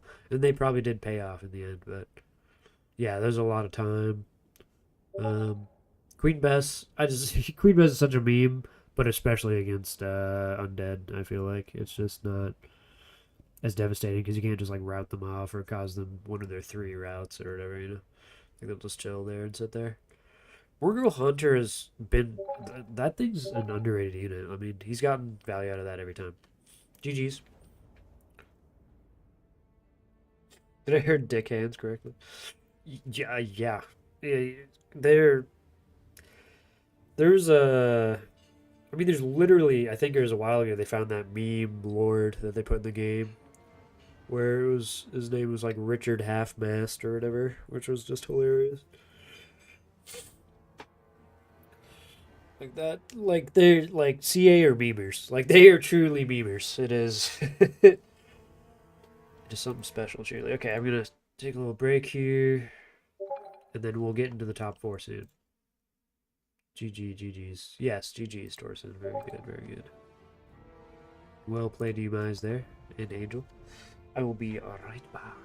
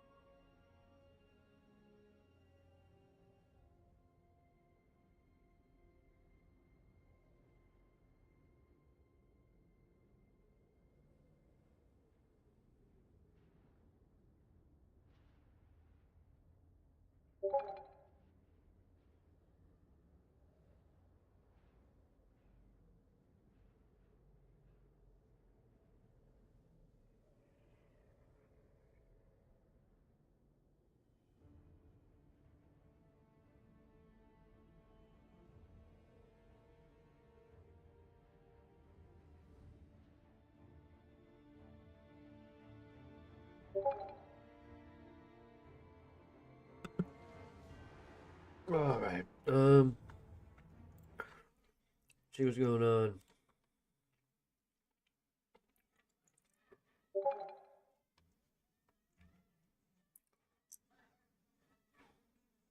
Okay.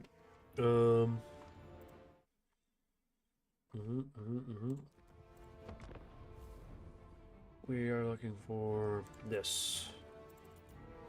Spectate. Oops.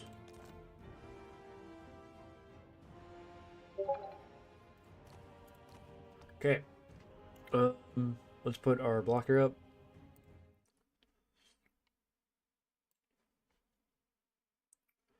Let us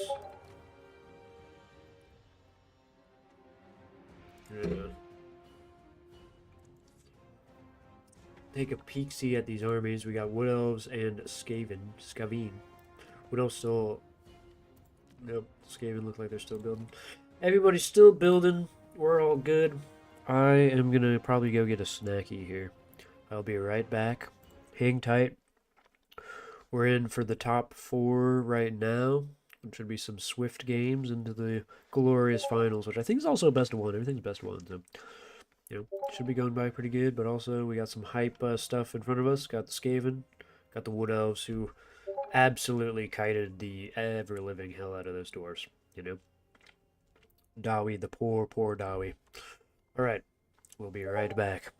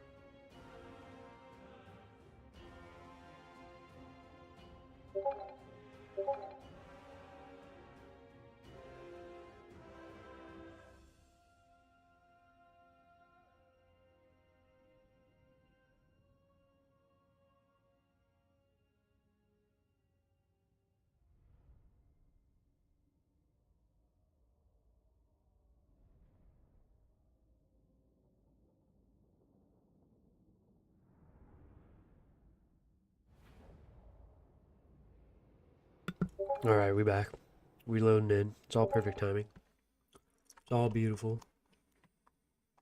All things are good in the realms of men and dwarf and elf. Okay. Gotta root for Buffo here, even as a Wood Elf player. He beat me real bad after losing to me last week and just making a smart counter build to how I usually play. Crazy how few people got 3 wins this week after like half the tourney getting 3 last week.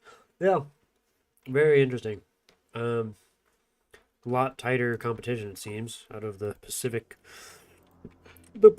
tourney group.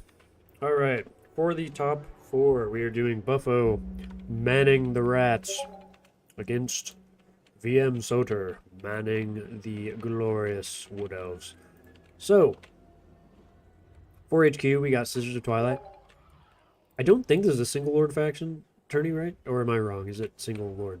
Spurific Breath, blah, blah, blah. Tenacity, yep. So just vanilla. No extra items on her. We got Spellslinger here, Spellslinger. With Flock. Ooh, Flock of Doom's really good right now, so spamming that could be very good. For mobility and monsters, we got Glade Riders, 2. 4 Glade Riders with just shields. Oh, and a couple Wild Riders. That's a Wild Rider. 1 Wild Rider? 2 Wild Riders. Yeah, 2 Wild Riders. 3, okay. 3 Wild Riders, and then 2 on this side, specifically, are the Glade Riders. Okay. Then we have Deepwood Scouts, 1 on each. 4 Dryads, and then the 4th Wild Rider up there. For the Rats, as they bear down with Plague Claw catapults onto some Dryads. We got Ikit Claw himself on his Doom Wheel with Brass Orb. Unlimited power! Storm Demon. Oh, interesting. You don't see that often in my experience. Howling Warp Gale and Crack's Call. No flensing is the key here. I don't know if flensing's there's a ban on that or not. I assume not. No flensing is interesting. We have Dwarf Thing Menace.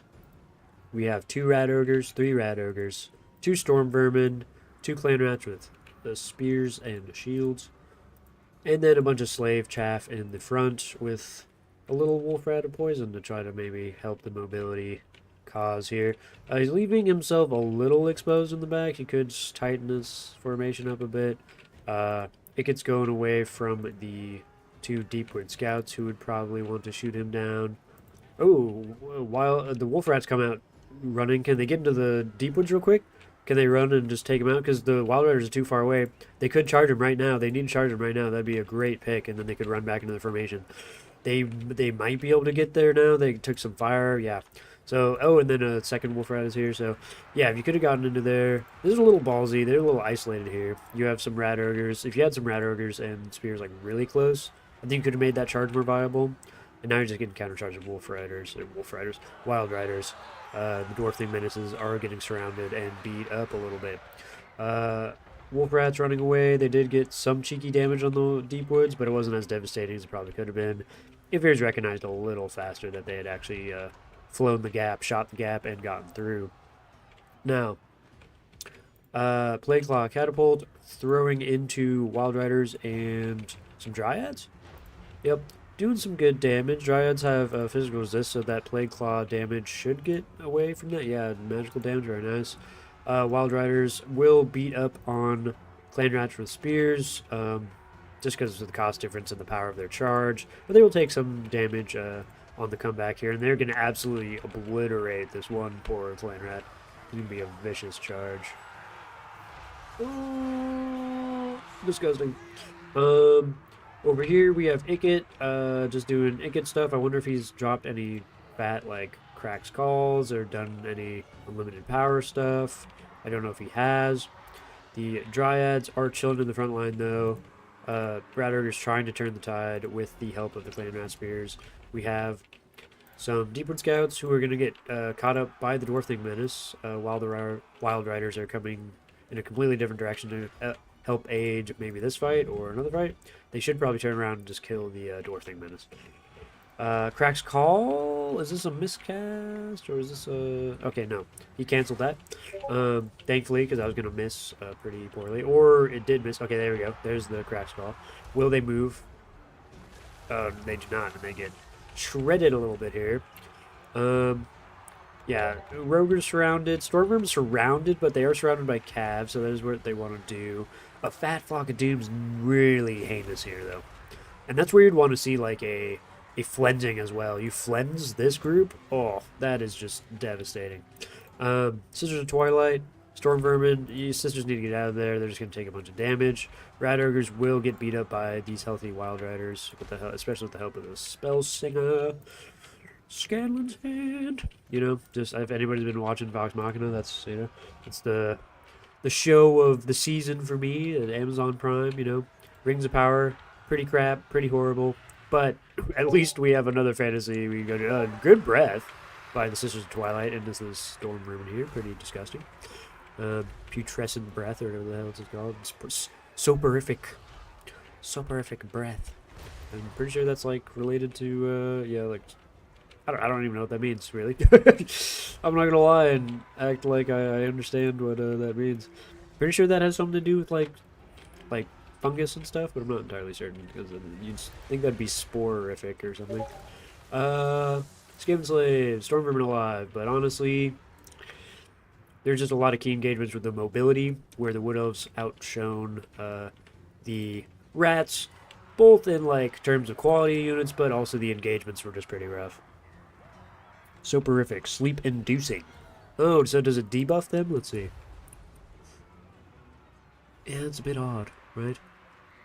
You'd think that it'd have some kind of debuff effect if you were to add that name to their breath. Yeah, he's like, here's a Benadryl, man. just breathes like just narcotics on you. Yeah, Benadryl isn't narcotics, but I mean, if you've ever had a Benadryl, like, you know the after effects. Alright, GG. Wood Elves and Skaven put up a mighty fine fight here. Yeah, Wood Elves again, shining through, doing a real good job.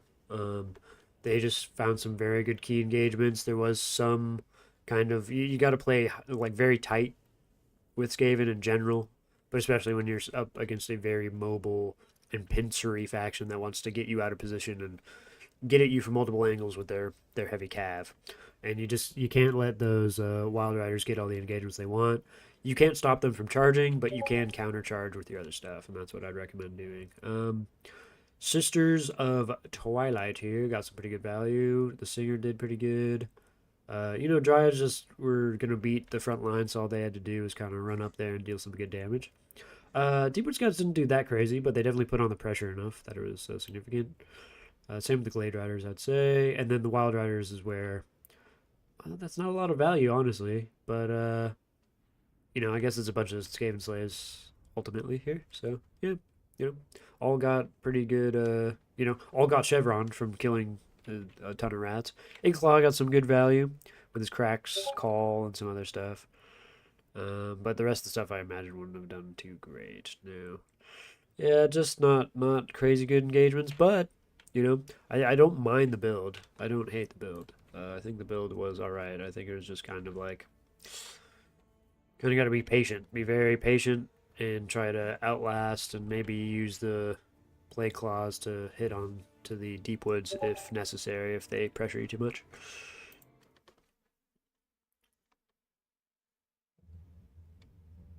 Alright, excellent.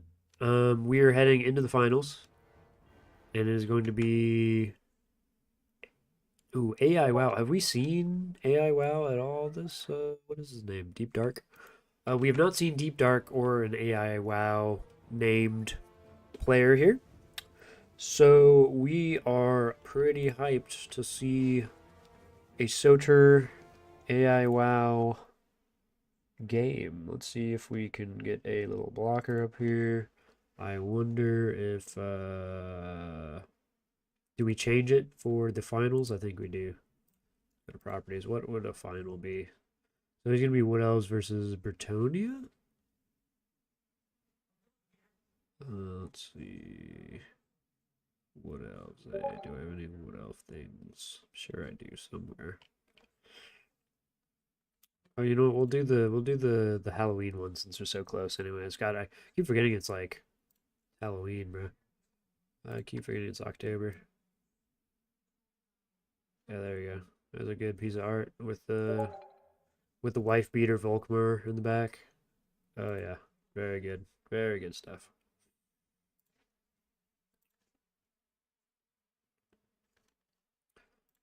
Let's take a look. See here.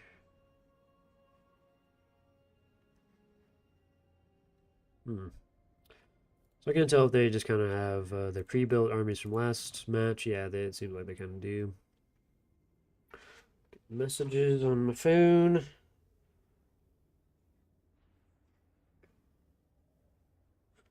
Let me mute myself so if I open this message, it doesn't be super loud or something.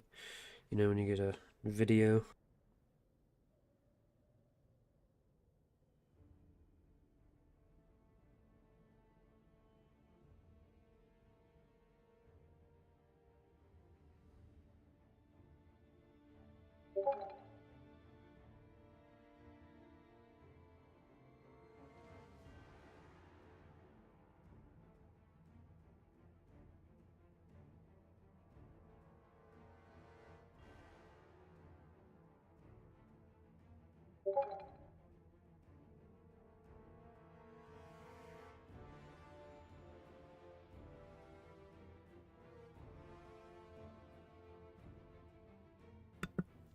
Alright. Yeah, it's going to be a tough one. You know? Your mobility do not match up well. Bretonia is, I still think, very much in a very strong state right now. They have a really good variety of good lords to choose from. They have really strong cav in Grail Knights and Hippogriffs, but they also have a very strong core of cheap, effective peasantry and men-at-arms and bowmen that all just like are very excellent at paying for themselves in a myriad of situations. I think Bretonia are like still like a top tier faction in my opinion. I don't know if that's not a hot take or if that's an obvious take, but that's just my opinion. You know,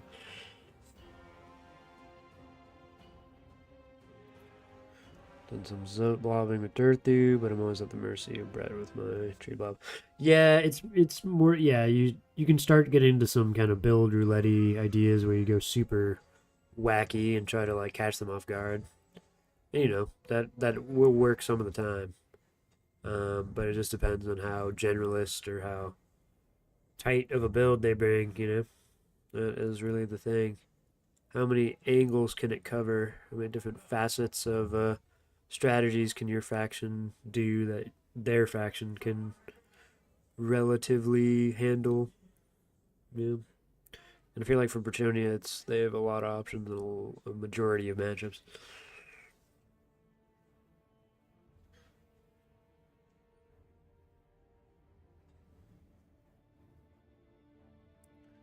I think Brett has a few really hard matchups. Um, I think so too. I mean, it's hard to think of one off the top of my head, to be honest with you. It's like there's probably some tech that I don't know that's like preventing me from thinking why they're losing in said matchups. Um,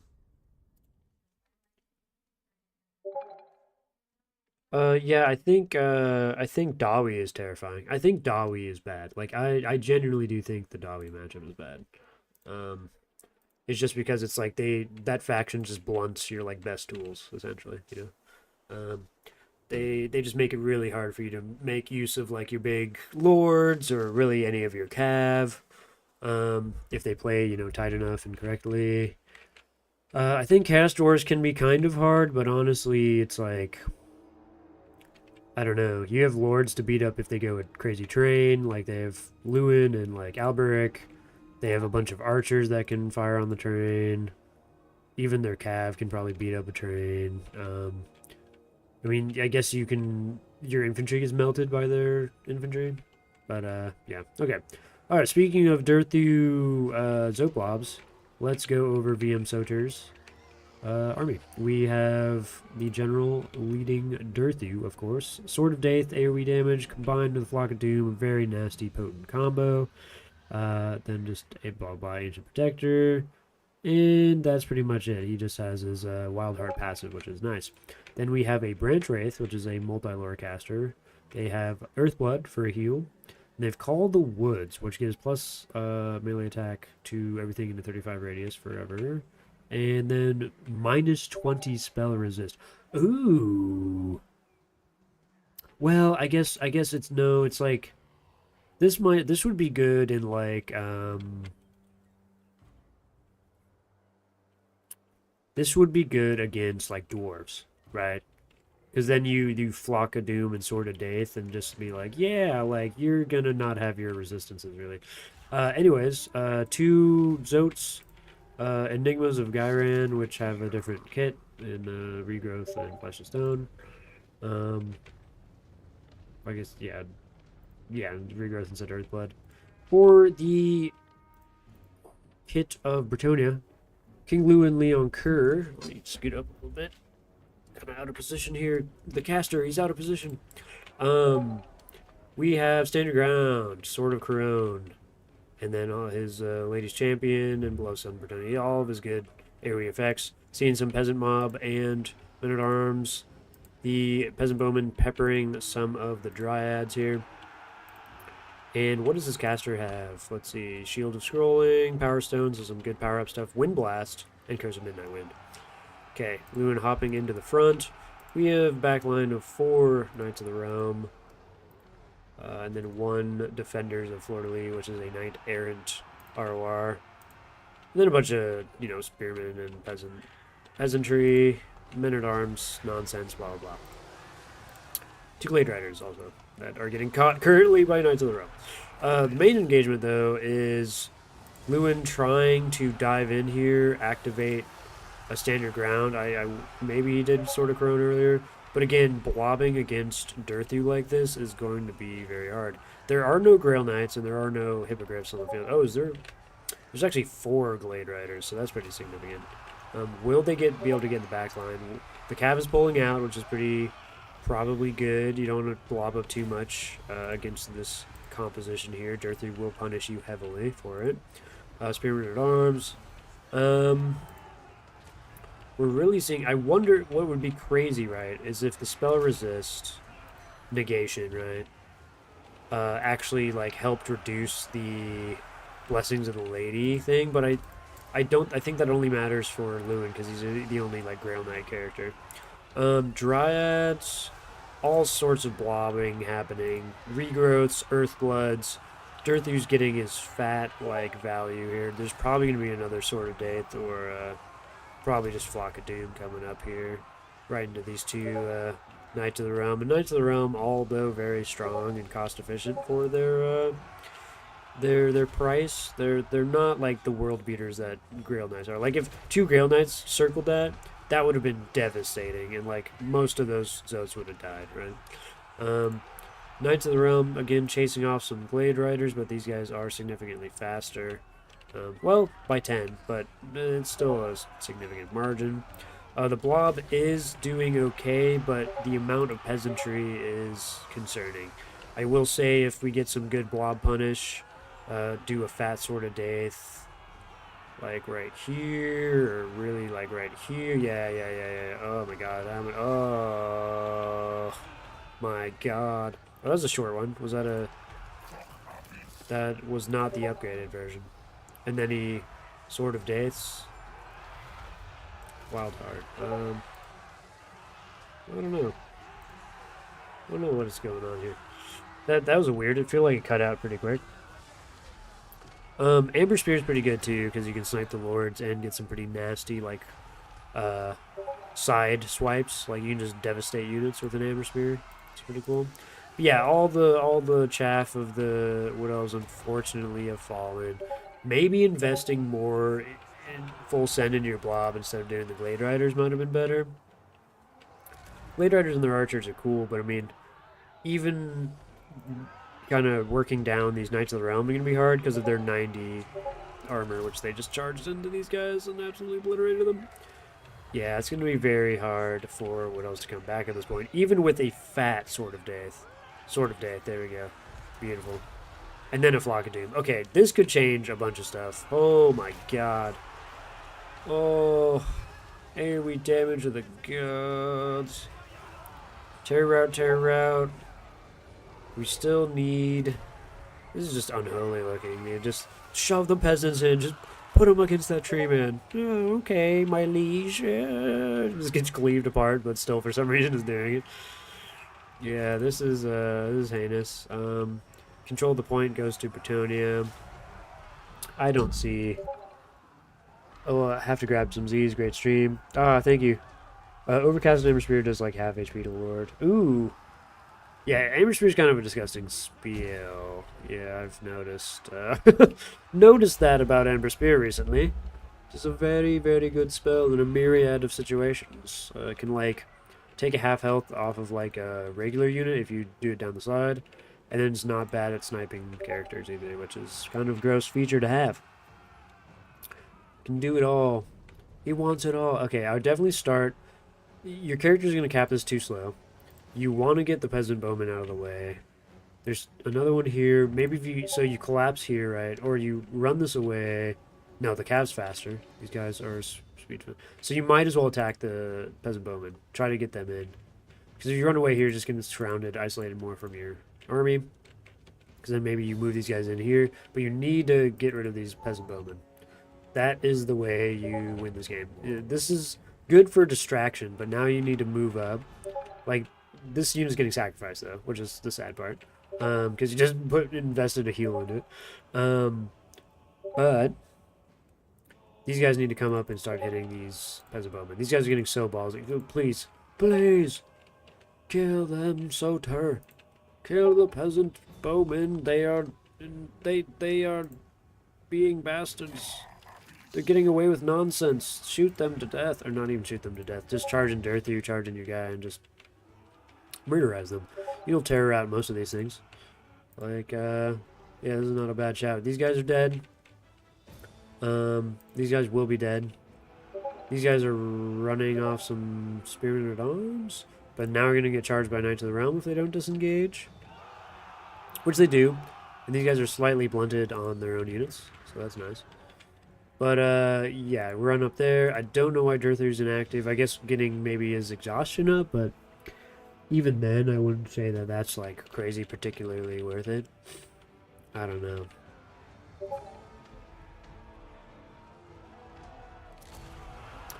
I could not tell you.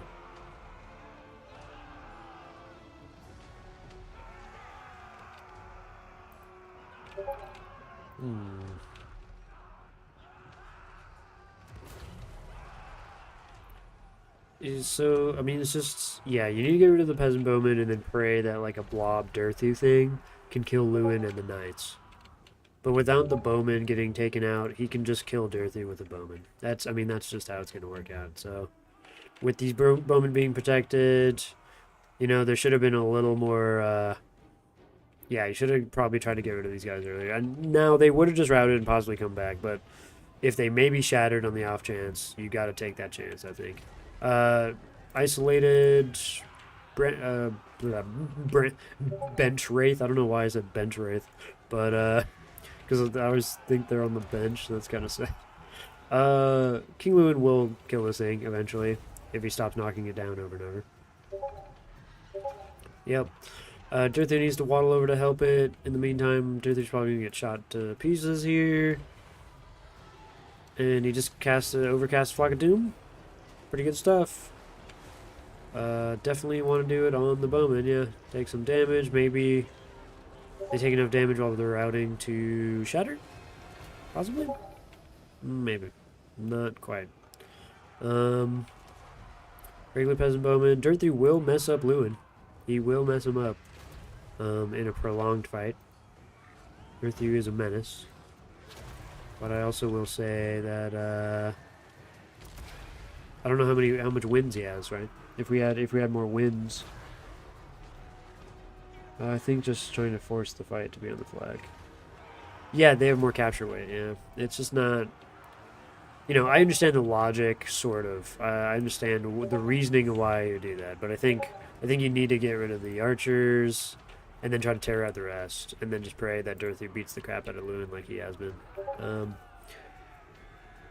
And we'll see. It's kind of a close one, to be honest. I mean, all the peasantry is running away. He did just get a charge to actually get rid of the peasant bowman. So now it's going to be, can Lewin kill this branch wraith? And can Durthu kill Lewin? I would still charge, yeah, I'd still turn around. Oh my god. Oh, that's so brutal. Right into the middle of the formation.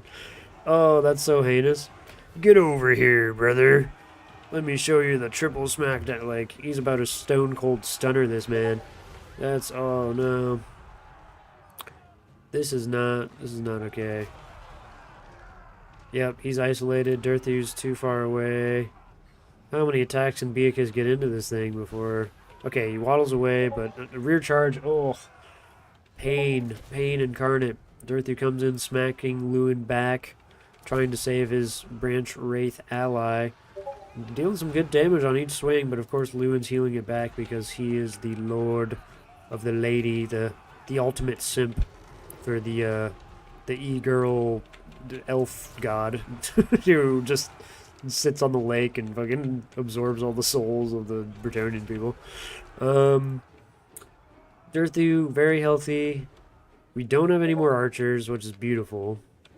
So now it's really just up to, can the Chad tree take out a Bretonnian army with some Glade help? Branch Wraith gone.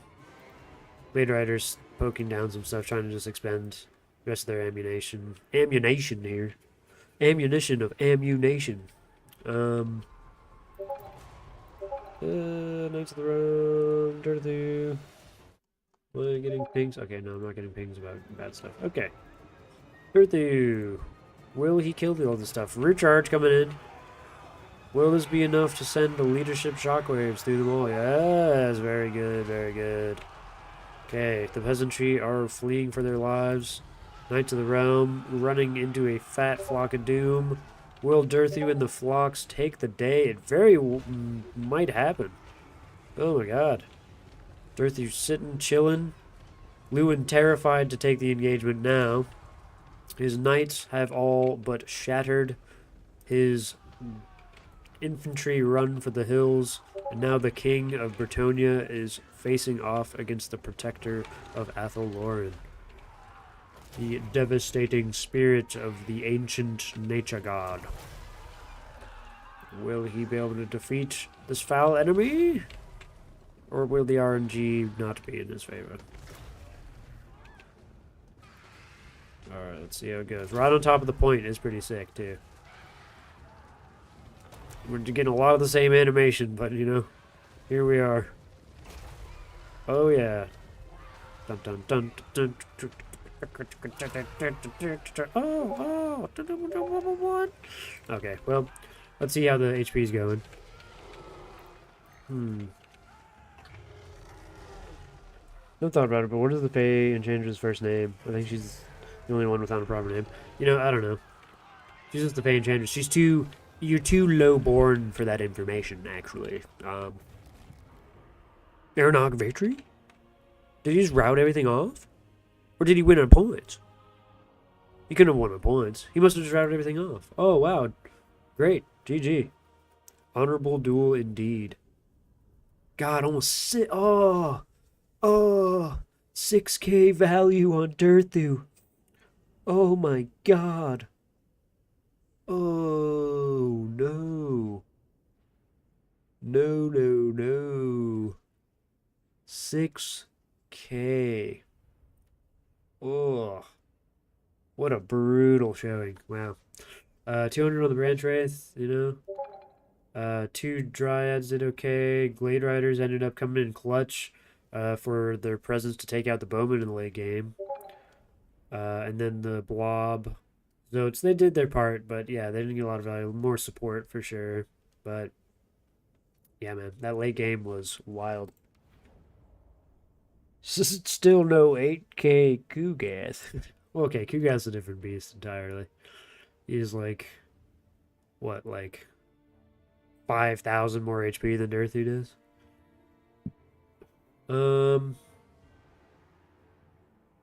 Yeah, wow. Um, that was pretty crazy. I didn't expect that. Yeah, the Tree King took the dub against the ladies champion today. That was a very very good game. I really thought there was a few twists and turns there. It wasn't looking good for Wood Elves for quite a while, and then it looked like they got it back. But then I really thought that the Knights of the Realm were gonna rout off all the Glade riders, or just kind of sit there and wait for them. But no, those Glade riders managed to survive. The archers didn't really burst down Durthu like I thought they were gonna do, and the Gladiators came in and swept him up, and then Durthu just AoE'd the hell out of everything else and beat the dog shit out of Lewin. I mean, Lewin put up a fight, but yikers, Durthu's a menace. Yeah. GG's, guys. Thank you so much for popping in. Thanks for Human Boy for raiding earlier. And thanks for RTK to put on these fun, cool tournaments and also organize them. That is a huge boon, a huge W in my books. And yeah, hope you guys enjoyed. I'll probably catch you in the next one. Hopefully, I'll be available for next week's one as well. And maybe try to hop into some other tournaments in the meantime as well, or maybe some other streaming content. Who knows? The future is murky but hopeful, much like the mists of the Lady in the Lake as she creeps back in defeat on this mighty day. Alright, guys, have a good one. Peace out.